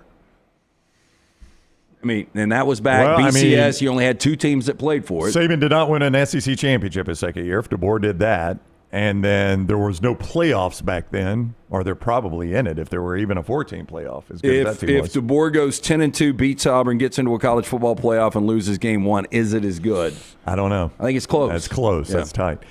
Let's talk about a team that probably is not going to be in the college football playoffs, but they are in our 40-40, and it's presented every day by Champions Boxing. Hey, just a great place to go. I'll be out there later today at Champions Boxing, located in Pelham, right behind the Purple Onion. You're gonna, if you're looking for a different kind of workout, this is it. Did a little swimming yesterday for the first time this season, so I try to do a variety of things, but maybe the most challenging, most rewarding has been going with Jack to Champions Boxing, boxing for fitness and competition, all ages, starting at 9 years old. 8 USA Boxing certified coaches, not only in boxing, but strength and conditioning. Coaches have experienced in amateur, professional, and Olympic levels. Anyone looking for that workout that's different from just going to the gym and throwing up weights, come check them out. Any former athletes looking to try another sport to compete in after high school and college, Champions Boxing could be perfect for you. Again, if you're looking for that kid, your teenage kid looking for a little discipline, a little focus, this could be perfect as well. To get more information, team and family oriented, helping and teaching discipline and fundamentals, on Instagram at Champions Boxing AL, on Facebook at Champions Boxing AL, and make sure you tell Akash and Jake and all the fine folks there the next round sent you. All right, 44 voters turned in your top 25. We being Jim Dunaway, who does a tremendous job doing this each year, crafted it into a top 40. So we unveil one team every single show leading up to SEC Media Days, and today we go to the Big 12. We go to Auburn's schedule. You have called this a tricky game for the Auburn Tigers, team number 33, the Baylor Bears out of the Big 12. You know, you look at Aranda, and you can pull his record right now, Brown, but when they started 2-4, he was in the midst of a 3-17 run against FBS schools. I mean, Dave Aranda was looking at getting fired. Now, they end up finishing the season 8-5. They go on a little bit of run there, especially offensively. After losing on that Hail Mary against Colorado, offense completely turned around the second half, averaged 34 points per game and over 440 yards of total offense per game when they started winning in the second half of the season. Sawyer Robertson's coming back at quarterback. You look at the 1-2 punch in the backfield. One of the better 1-2 punches in all of college football. When you look at Bryson Washington, you look at Pendergrass back there. They were 8-1 when they rushed for over 110 yards. They were 0-4 when they didn't. So running the football behind that experienced offensive line is key. You've got one of the best linebackers in football in Keaton Thomas. But you start to look at the schedule, Brown. This is one of the more difficult Big 12 schedules I think you'll ever see. Ever. Well, you start off the season against Auburn. Yeah, which you think is a toss-up game. They're like a maybe 1.5 a skinny point favorite right now. 1.5 point favorite, okay. Then you go to SMU. Yep, who just won the ACC. Then you get or a little, just played to win the ACC. little break with the Sanford Bulldogs. Then you kick off the Big 12 season against the former or reigning champion in Arizona State. You go to Stillwater to take on what's got to be an improved Oklahoma State team. They were awful last year. They can only go up. You got Kansas State, who's going to be really good. At TCU, they should be improved. At Cincinnati, not bad. Central Florida should be improved. Utah will be improved. At Arizona. All these improved teams. I mean, worst case, I think they could lose 9 games, but I think they could go 9-3 on the other side. I think they're 7-5. I think they're going to be favored in 7 games. I think they're going to be good, but I think there's expectation, and Dave Aranda, when there's expectation, doesn't seem to do as good. And I think with a difficult schedule, I think they're 7-5. They're probably about right in our rankings. Yeah, I think that's about the right spot for them. You asked for Dave Aranda's record when he was at Baylor. 61 games he has coached. What do you think his record is? 61 games. I am going to say that he is 31-30. You nailed it. And he has coached, that's the easy math. 61. I do that all the time. I'm like, when we do this on the fly, it's like I'm going to do the easiest math possible.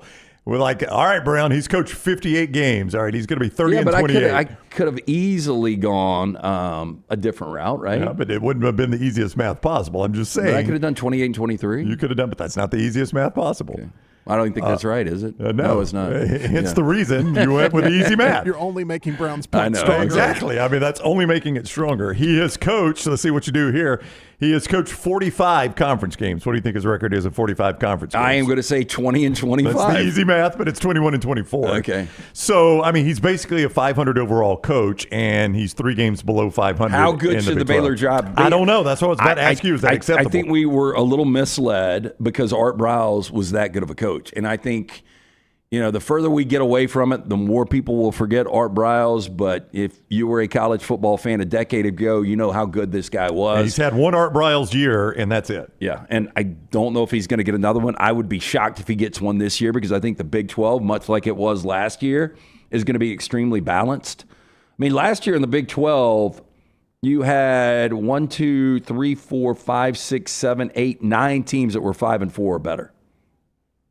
I mean, it's just so wide open. Yeah, and I think all these teams, talent-wise, there's not much of a gap. Yeah, if you told me Baylor won the conference, I mean, we've got them 32. I'm not stunned that they win the conference. Okay, if Arizona State wins the conference. Not surprised. Iowa State. Not surprised. BYU. Nope. Baylor. I'm not surprised. TCU. Little surprised, but not Texas Tech. Little surprised. Kansas State.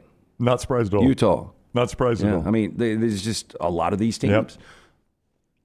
I mean, if Oklahoma State had a better quarterback situation, I would be surprised by that because they were 0-8 in conference last year. It wouldn't blow me away if they had a better quarterback situation. Kansas, just because I'm not geared to see Kansas win it, but then I'd be like, that's the Big 12, man. Yeah, and they were supposed to be much better than they ended up last year because of injuries. That is our 40 and 40 team. We will dive into the top 30 by next week. So it shows you how close we're getting to SEC Media Days. Part of the show today, presented by the organization that is growing Lance's hair back under that beautiful next round hat. That is our guy, Dr. B. He's working with me, too. He does tremendous work. Yeah, Dr. B helping us both out. When we started this venture was when I started to thin out. It might happen in your 20s, 30s, 40s, 50s. Whenever it does, Dr. Beckenstein is the guy that can help. For more than 20 years, women and men have turned to Dr. B for a range of cosmetic and reconstructive procedures. Call him today. Tell that great staff the next round sent you. 205-319-0316 or T3hair.net for more information. I do that non-invasive treatment 3 times a week, 30 minutes each time on the couch. That is all. My hair is more than doubled in thickness. T3's got that new test. Easy, painless, affordable. Takes seconds to perform. It's going to show which medicines and compounds will specifically work for your hair loss. Stop wasting your money in critical time while you're losing hair on treatments that aren't working for you.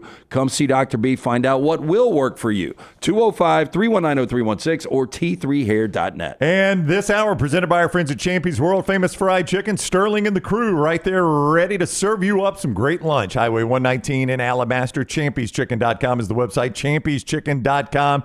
Mississippi Delta recipe tamales, the great po' boys, chicken fingers, great sides, great drinks, all right there at Champy's. Champy'sChicken.com.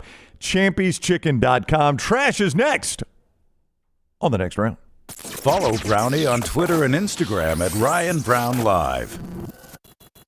I'm attorney Alexander Shunnarah, Alabama born, Alabama raised, and ready to fight for your rights. I have one of the largest firms in Alabama, and we are here to help you get the compensation you deserve. Call me, Alabama, 323-1000. Your representation is made that the quality of legal services to be performed is greater than those of other lawyers. Storm season is here. Make sure you have a plan of action in place right now. Greg from Pell City and Storm Restoration Roofing should be your first call when storms hit. Insurance companies love working with Storm Restoration Roofing because of Greg Nelson's name and reputation in the industry. When storms hit, call Greg Nelson. He's local, 205-542-3531. He's the home of the free no-cost roof inspection. Greg from Pell City on Facebook, 205-542-3531. It's Storm Restoration Roofing. Hey, Lance Taylor from the next round to tell you about one of our favorite places for breakfast, lunch, and dinner. That is Hamburger Heaven since 1982. Hamburger Heaven has been serving Birmingham's best hamburgers, cheeseburgers, French fries, hand-spun milkshakes, and sandwiches made fresh to order.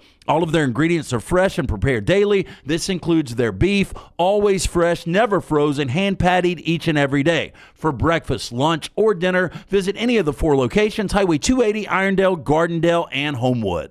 This hour of The Next Round is presented by the Birmingham Racecourse Casino, now featuring 7 days of giveaways with your chance to win a share of up to $125,000. The more you visit the Birmingham Racecourse Casino, the more chances you have to win. Hey, you. Days warming up. Looking like spring. And at New Balance Birmingham, we've got the thing. What pops and what's fresh? Check the selects.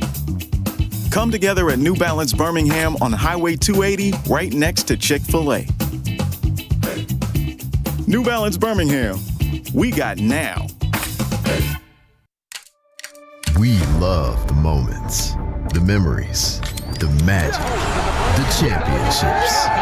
So let's get more victories. More celebration. He's got a chance. It won't be caught. More unforgettable. More football. Don't miss the last home game of the regular season on May 24th. Visit UFLstallions.com for tickets. Hey, there's nothing worse than waking up to a plumbing problem. Don't get caught in a flooded house. Call the guys at Hemp Services. Adam, Chad, and the team at Hemp are the only ones I trust to fix it and fix it right the first time. Hemp Services does it right and always at a fair price. For all of your plumbing, cooling, and heating needs, trust the name that Birmingham has trusted since 1954. That is Hemp Services. Call now, 205-229-2090. That's 205-229-2090.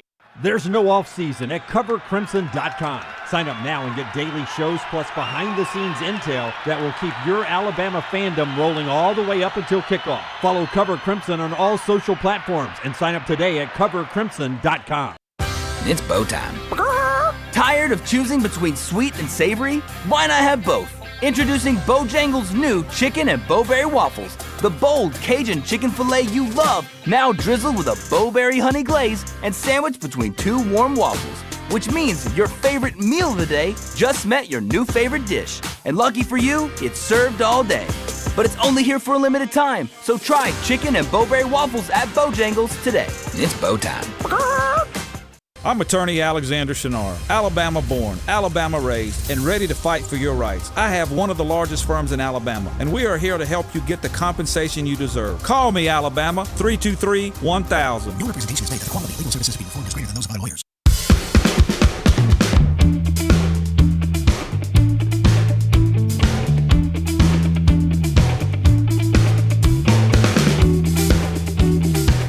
Our college football spotlight is coming up. Tim Melton is our resident hockey fan, big Dallas Stars guy. How are those playoffs going for you so far? Game 2 tonight. So good so far. Have you enjoyed scored it? 5 goals in one period. I know. That was the third period. It's hard to lose. Of game 1, and it was so exciting to see that happen because we had been outplayed in the first 2 periods, not going to lie. Yep. So would you say the Stars or Mavericks, if you could see one win championship? Halfway through this season, after they traded Luka, for me it was I'm all Stars all the time. But I've gotten to live through a Mavericks championship, so I want to be able to see the Stars win the Stanley Cup here first person. But you would rather see the Stars or UAB win their national championship? That was a shot. Hey, you know, it's so funny. You won't remember. You were probably still in grade school when this was going on. But I will never forget when Neil Callahan signed his deal. Neil Callaway? Neil Callaway, yeah. Such a forgettable guy. Can't even remember. Where did Callahan come from? Yeah. Bill Callahan. If only it had him. There was, I think, an incentive that he wins $1 million if they win the national championship. Yeah, I mean, you could have made it. Because I agreed to double it. Like, I didn't have the $1 million, but I went on the record and I was like, I'll give him $1 million too if he wins it. I'll give Dilfer $1 million. I will do everything I can to drain $1 million if Dilfer wins a national championship. Well, let's start with winning a road game. I just want to point that out. Can we just you bring that up again? How about $100 for a road game? How's that sound? You know, the only way Dilfer wins a national championship, 135 planes go down. Wow. My goodness. That is very dark. Just saying. Very dark. Company Distilling, one of our new sponsors, bringing you part of the show here. Don't know why. There was no transition there. No. Hey, you can now find Company Distilling in ABC stores across Alabama and in states like Georgia, Tennessee, Florida, South Carolina, right there in the SEC footprint. Whether you're picking up a bottle for a weekend gathering or just exploring something new, Company Distilling, worth the pour. Can't find it on the shelf? Just ask your local store to order it in. Spirits this good deserve to be shared. Must be 21 or older. Plus, enjoy responsibly. And you're also going to have your chance to meet the man behind the bottle. We'll have him in studio next Thursday. Jeff Arnett, Master Distiller. Company Distilling, former Master Distiller of Jack Daniels, will be at ABC store number 80 in Birmingham on May 29th, store number 53 in Madison May 30th, signing bottles, telling stories, and talking whiskey. Pick up a bottle this weekend of Company Distilling. All right, let's do our Shunnarah Spotlight. Every day, something from the world of college football that we talk through the entire show. Something from the college football world hits the spotlight. We'll hit the spotlight right now, fellas. The College Football Spotlight. The Shunnarah Spotlight presented by our guy, Alexander Shunnarah. More than $2 billion recovered for his clients. They handle any personal injury claim, fire and storm damage, bad drug and device claims, disability, workers' compensation, a host of other claims. Basically, Alexander Shunnarah created a firm that can handle anything his community of Birmingham faced. So if you find yourself in need of a lawyer, call the Alexander Shunnarah Trial Attorneys. You pay nothing unless they win your case. Shunnarah.com. Shunnarah.com. To close the loop, as I am fond of saying, apparently someone pointed out, Brown says close the loop a lot. I didn't realize I said that a lot. I didn't realize you said that either. Better than leaving it open. You don't want to leave an open loop. To close the loop on the story we started the show with a couple days ago, the college football, the 10 commissioners plus Notre Dame did vote unanimously to move to a straight seeding model in the college football playoff. So again, what that means is the teams that are 1 through 4 in the college football rankings will be 1 through 4 seeds. No more win your conference and be guaranteed a top seed. It passed unanimously, which is what it needed. There was a financial concession. Basically, if you're one of the top 4 conference champions, you still get the $8 million. So in a sense, the financial concession probably got the vote across the line, when you think. Yeah, and that's generally how that works. And we brought this up, and I think this is the most obvious thing. If you didn't have 1 through 4, all those seeds lose. I don't know if you get the reseeding or not. You probably don't. Brett Yormark, who's the Big 12 commissioner, who benefited from the old system, right? Because Arizona State had a bye. Should have won the game. Today's decision, they came very close to beating Texas. Today's decision might not be the best thing for the Big 12, but it was the best thing for college football, he says, to Brandon Marcello. I hope what's best for college football continues to be the priority in any discussions moving forward. Well, for Brett Yormark, real quick, look, be a top 4 team, right? You've got the opportunity. If a Big 12 team goes undefeated, if Arizona State went undefeated this year, they will be in the top 4. That's right. Jim Phillips, the ACC commissioner, see if you can find anything common with his statement and Brett Yormark of the Big 12. We each have to serve our constituents, but we also have to be mindful as to what's best for college football. Today's decision was done in the best interest of the sport. It may not always benefit the ACC, but it was the right decision, and that's a responsibility I take very seriously. Yeah, it's the controlled, prepared statement that we basically have to do exactly what the SEC and Big Ten want us to do. And we have no control. We can't do anything about it. That's right. We've got to eat this shit sandwich and enjoy it. Both of them made it abundantly clear that what we're doing today probably doesn't benefit us, but we're going to be a team player. And this is kind of the way that we thought this thing would play out. Yeah. And I'm sure when they have a scotch at night and they're talking about, the SEC gets 4, the Big Ten gets 4, we only get 1. AK says we still need to get rid of automatic qualifiers. Do you ever foresee a world where an ACC winner or a Big 12 winner wouldn't be good enough to be in the playoff on their own merit? Yeah, and that's what I was going to say. If you get to that game, and the only way you're going to get to that game is really by winning 9, 10, 11 games. Yeah, like some would say, well, Clemson was that team last year. Okay, maybe they were, I guess. But I still think when we move to, we're going to move to a 16. Maybe guess what? Clemson won a game. We're going to move. Yeah, we're going to move to a 16. No, they lost to Texas. I thought they won their first round game. Did they? No, not? They lost to Texas in Austin. Did they? Yeah. Okay. Came back, made it a game. Okay. Came back, made it a game. Yeah, I guess you're right because Texas played Arizona State. Which you said Arizona State should have won, and they could have. Yeah. But when we go to 16, the Big 12 and the ACC are probably going to have guaranteed 2 spots anyway. So automatic qualifiers. I get what AK's saying. I'm kind of the same way. Just put the best 12 in. Nobody qualifies automatically. You're never going to get there because all these teams have a spot at the table and they're going to want to play. Well, and then really how people think already your championship games are irrelevant, conference championship games. If you didn't have automatic qualifier, how irrelevant is it? Yeah, incredibly irrelevant. Yeah, I mean, if you've got a 9-3 Baylor playing an 11-1 in Arizona State, if Arizona State loses, then they probably don't even get a team in. That's right. Yep. No, I mean, you're right. It would become incredibly irrelevant if it didn't have the automatic berth. All right. That is our Shunnarah Spotlight today and college football, with the college football playoff doing exactly what we thought they would do. That means it's time for trash. If you will, Tim Melton, please hit the button. Hey, is the judge still alive? No, he passed away last Monday. So there you go. Are you serious? Yeah, 83. Here we go. Look at Ryan Brown. No, he really did. I can't believe you just did this. I can't believe this twice now. LT's Trash is presented by Bud Light. I mean, he said it. He gone. He gone. Okay, I'm going to start with this. Easy to drink, easy to enjoy all weekend long, whether you're at the pool, the beach, the lake. Pick you up some cold, delicious Bud Light. So this is a true love story, but it's really kind of depressing and sad.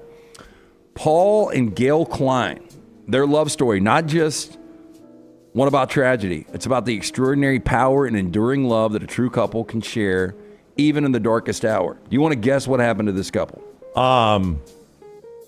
It sounds like By the way, they're still alive. Oh, okay. Well, then there goes my theory. I was going to say it sounds like the couple that sank the Titanic, but what happened to this couple? I'll give you a hint. From London, Kentucky. London, Kentucky.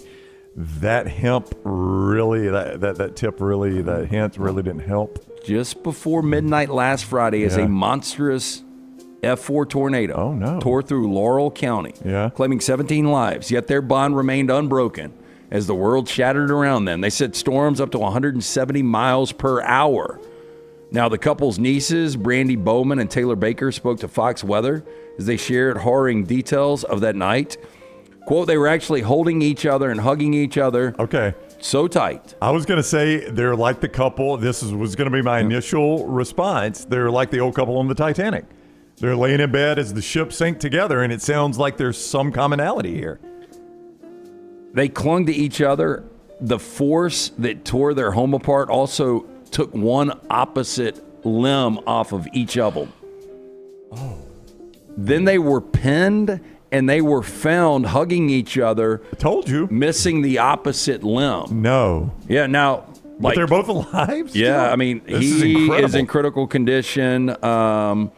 Recovering from the amputation of his arm below his elbow. His wife remains in critical condition on life support.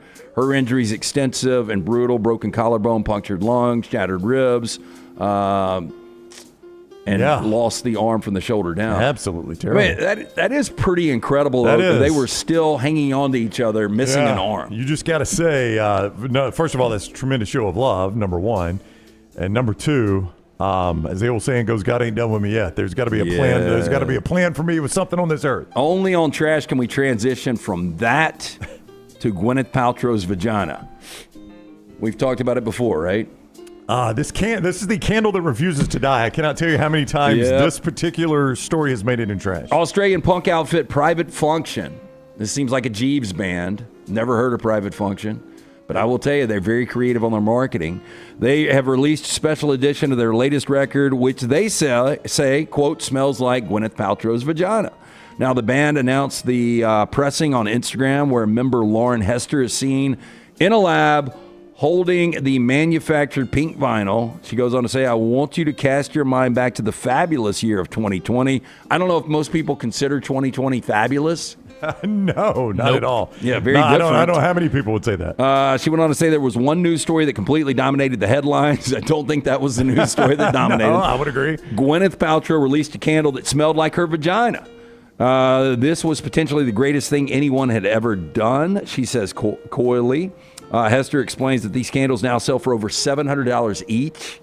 Doesn't seem like a good value. Now, the band decided to take things into their own hands, created the first scratch and sniff vinyl. Oh, Lance. Now, claiming the tall order of almost $1,000 to smell the candle is, quote, classist, Hester continued. She went on to say, we at Private Function think that every working class person deserves to have access to the smell 24 hours a day. Record is called their Goopy variant, as Paltrow originally teamed up with the brand Goop for the creation.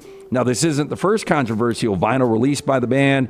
In 2022, they released 370HSSV0773H, which was issued as a liquid disc with the band's urine inside. Oh, my. Previous to that, in 2020, they released Whose Line Is It Anyway, which was pressed as a limited edition, which featured bags of white powder inside of the record. I mean, again, it's unique marketing, but I've never heard of them. Have you? No, not until now. But that's how unique marketing works. Tyler, do you listen to this band, Tyler? I have never heard of them. Right, I was Tyler just hasn't heard scrolling of through them. the internet Yeah. and saw they made a vinyl out of the Gwyneth Paltrow candle. If Tyler has not heard of them, I'm going to say I probably never would have either. Yeah. That's unique. Piss and Coke. Yeah, I would say. Convicted felon who engaged in the hot chip challenge is behind bars, charged with violating his parole by swigging from a bottle of beer. Oh, come on. So he can't drink alcohol while he's on parole? Darren Delks, 36 years old, right here, arrested yesterday for allegedly violating parole terms that bar him from using or possessing alcohol. Now, the parole conditions, part of Delks' sentencing in Colorado in connection. What do you think he is in connection on his felony conviction here? So, in other words, what was the original conviction? Breaking and entering, B&E. Well, no, if it's forgery. Forgery? If it's alcohol, would it have to be some sort of alcohol violation like DUI or something like that? Felony stalking. Ooh. Delks lives in Florida, where he was busted yesterday during a meeting with probation officers who had reviewed a video showing him with a Corona in his hand. Delks is a risk to himself and others with any further alcohol use, according to the probation and parole officer. Video reportedly recorded in late March shows Delks doing the, quote, hot chip challenge. Now, confronted with the chip, Delks admitted to taking a swig of the Corona due to the chip being so hot. Court records do not indicate how probation officials learned of the video through the social media accounts and phones of those being supervised. They are often reviewed. I would think this would be an easy way, and I would think he would be really dumb to actually, as hot as the chip might be, to consume alcohol. Yeah, I mean, I just, look, I mean, this story, we don't know all the details here. We don't have the video, but like if he takes the chip and he just reaches over and grabs the first thing he can, like I just grabbed your water right there, and it turns out to be a beer, I'm like, okay, let's cut this guy some slack. Now, in addition to his alleged beer consumption, Delks was cited earlier this month for violating parole requirement to carry a tracking device. Okay, so Delks' this guy. rap sheet includes convictions for dealing in stolen property, cocaine sales, grand theft, credit card fraud, heroin possession, cocaine possession, theft, burglary, domestic violence. I'm going to change my stance. I'd put the guy on the island. I mean, this is not 3 strikes. I mean, how many strikes is It's a this? lot of strikes, but boy, the island, we used to just reserve it for the worst of the worst. I mean, this guy is not going to contribute He's to shown society. he struggles to be a contributing member of society. I do not disagree with you. He has spent a combined total of 7 years in state prison. That's a lot. Yeah. I've seen worse. I would love to see him rehabilitated. I would too. This is not a good start. He's got to want to be rehabilitated first, though, Lance. That is step one. You got to want to be rehabilitated. Okay, here is the headline: Norwegian man wakes to cargo ship in his garden. Is this so? This is photoshopped, Tyler. This is photo. You've given us a Photoshop photo here, Tyler. This is almost like Leave the World Behind. Did you guys see that very controversial movie on Netflix? I've never seen that. No. So this is from the BBC. So they fell for the Photoshop. This does not look real at all. There's no way this is real. Well, I've got more pictures. Okay. Norwegian man has spoken of the, quote, unreal moment he woke up to discover this container ship had crashed into his front garden. Now, the cargo vessel, the NCL Sultan, had run aground just before 5 a.m. on Thursday. An astonished neighbor watched as the ship, which was traveling at approximately 18 miles per hour, headed straight for the shore into Johan Helberg's garden. narrowly missing his house. Looks like he just redid that house, too. Yeah, it does not look like a terrible house. I would not want a boat running into it, though. I would probably get a brand new house out of that. Now, Helberg, who lives in Bineset, awoke to his neighbor ringing his doorbell. He looked out the window to see the ship's bow. Quote, I went to the window. I was quite astonished to see a big ship. Had to bend my neck to see the top of it. It was unreal. Now, there were 16 crew members. Among them, Norwegians, Lithuanians, Ukrainians, Russians, all aboard the Cyprus-registered ship. There were no reports of injuries or oil spills. So that was good. Oh, that is good. No injuries or oil spills. You said there are other photos, Tyler, that one, and it looks more realistic. I will say this. Still looks like it could be photoshopped. All about a waterfront lot. Yeah. That's a little too close to the water. That's very waterfront. Not much front, more water than front. By the way, ship remained stuck aground on Thursday after the first attempt to remove it was unsuccessful. They plan to try again last evening during the high tide. Yeah, I don't know how you're going to get that one out. It's going to be tough. Everybody push. 1, 2, 3. Okay, again, this is playing God here, but we've got biologists that are, for the first time ever, used CRISPR gene editing on spiders. Now, while the genetically modified critters lack the ability to give you spidey senses, they do spin glowing silk. Now, a study published, researchers at the University of Beirut created the world's first CRISPR-modified spiders, some of which produce red fluorescent silk, and some of which have no eyes. Now, CRISPR is a powerful gene editing system that has been revolutionized our ability to treat disease and probe the human genes. Now, CRISPR has been used to edit genes of animals, plants, and now a species of the common house spider. So are we just doing this so they look better? Are we doing this so I can see them and don't walk through them? What are we doing They're here? saying spider silk is actually stronger than steel. Featherlight has a tear resistance, making it really useful for material for things like closed surgical sutures. The researchers said that this experiment could open the door to create silk with new properties. Yeah, there's also some companies looking at making Kevlar with spider silk. Or like new and improved body armor and stuff like that. That was a dead hit, by the way. It even shook the camera on screen.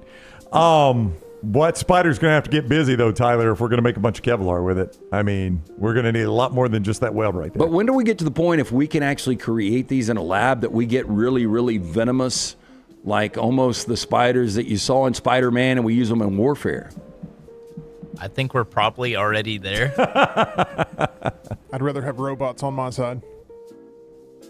I mean, can you imagine, though, like if you dropped some kind of contraption out of the air and all these spiders just, took to the ground and basically invaded wherever you were? You just sneak it in crates of bananas or something? Oof. You're right, man. Flamethrowers. That's the route to go right there. Flamethrowers. That is trash. It is presented each day by our friends at Bud Light. Easy to drink, easy to enjoy. Also, Hemp Hill Services bringing you the show before we wrap things up. Yeah, 205-229-2090. Adam, Chad, Andrew, the guys there. Call that number. Tell them the next round sent you. Whether you experience plumbing, heating, or cooling issues in your home or business, they are ready to serve you. 205-229-2090 or hemphillservices.com. We've got a lot coming up next week, by the way. Did you see, as Dunaway is back with us, and we'll continue the college football 40 and 40 as we grind closer to SEC Media Days, which means we're much closer to the start of the season. The Colorado Rockies are off to the worst start in Major League Baseball. I had the number right here since 1895. The worst 50-game start, Lance, since 1895. I mean, it's really not a surprise. And 1895 is a pretty big surprise, though. Well, I'm just talking about the way they have been playing lately and how just dominated they have been. The individual I was talking to last Saturday, that's all he's doing. Oh, he's going against the Rockies? He's betting a heavy amount against the Rockies. It's so funny, though, because last Saturday they lost after he told me that. Yeah. But I don't think they've won since. So Colorado currently at 8-42. They have lost 5 straight, 1-9 in their last 10. They're 23 games back. Man, I mean, that is... I mean, you just to not even be out of May and your season is over is so depressing, I would imagine, for a fan base. I mean, there are probably a lot of fan bases that think their season's over. You know it's over when you're the Colorado Rockies, and you really weren't even out of April before you knew Only that. one entity in all of baseball that appreciates this, and that's the Chicago White Sox, who are awful. Right. They're 17.5 back right now at 15-35, but nobody's talking about the White Sox. Like we did last year, we talked about the White Sox almost every weekend. So that's the Colorado Rockies by start. In baseball, though, there was a heartwarming moment that came at the Braves' expense last night. It is our Bojangles Tender Moment of the Day. And you can go by and enjoy Bo Time. Add Bojangles from sweet to heat. Bojangles got 7 sauces that will add a little extra flavor to every bite. Nothing pairs better with the sauces than the hand-breaded tenders. So if you're looking for sweet, try honey mustard. Add some tang with barbecue. If you're looking for some heat, try creamy buffalo or peach honey pepper. If you're craving smooth and creamy, house-made ranch, jalapeno ranch, classic Bo sauce, ready and waiting. So head to Bojangles. Order some hand-breaded tenders with your favorite sauce today. It's Bo Time. Keibert Ruiz, not a household name for Major League Baseball fans. He's a Washington National. They played the Braves last night. He had an RBI double to right field off the wall in the first inning. Otherwise, wouldn't have made any news whatsoever, except for the fact that the 26-year-old was playing the first game ever in America with his mom and dad in the stands. Oh, that's pretty awesome. Pretty cool, right? Yeah. His first at bat with mom and dad in the stands. And he does that. You see these, you probably don't see them as much as we think. Yeah. Because when it gets brought up, you're like, oh, I remember somebody else doing this. Yeah, a lot of times it's a home run. This was a double, but still, first at bat with the parents in stands. Pretty awesome. The Nationals, I saw some video of this. I wasn't watching the game live. Saw some video of this, though. The Nationals broadcast on MASN was showing the fans, showing the mom and dad, and, they're all into it. Dad with the arm around mom, like, settle down, and then he gets the hit. Really, really cool when you see that. And it's always a heartwarming story. By the way, it's so weird that this question came up, but just in the last hour, this was a question asked from our audience of Fuhrman. Just in the last hour,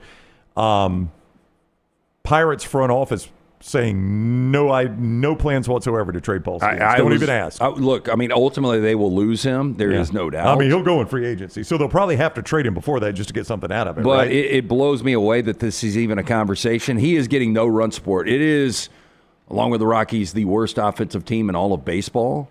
And, I think his last outing, he lost 1-0. He pitches later today against the Brewers. He's just getting no run support. The numbers, I think he's got 170 strikeouts, 133 innings. He's still got like a 2.5, 2.6 ERA. Why would you trade arguably one of the top 5 starters right now in Major League Baseball? If next year was his free agency year, I could see it, because you're not going to get it. You're not going to sign him, so you get something out of him in a trade, right? You trade him to a team that hopes to sign him, but not right now. I don't think there's any way you do it right now. That's one of the few things that Pirates fans look forward to. And they only get it every 5 days. I know, every 5 days. Over on the Disrupt the Media side of things on YouTube, the Meltdown coming up at 2 o'clock. What we have on there today, Tim Melton, with you and Tyler and EG. We will have reviews of Mission Impossible, The Final Reckoning, and Lilo and Stitch. And EG will be talking about all the reasons why she had a Subway restaurant birthday party when she was 4 years old with the Lilo and Stitch theme. We'll be talking about that. One of the more random facts EG's given us. She had her birthday party at Subway. I remember McDonald's having birthday parties. Yeah, never Subway. Never Subway. Yeah. All right, that's coming up at 2 o'clock on The Meltdown. Thank you for joining us. Have a very safe weekend. It is Memorial Day weekend, so remember all those that have paid the ultimate price for our freedom, and we appreciate their service and their families' service. Thank you for joining us. We'll be back Tuesday at 9 a.m. Have a great weekend.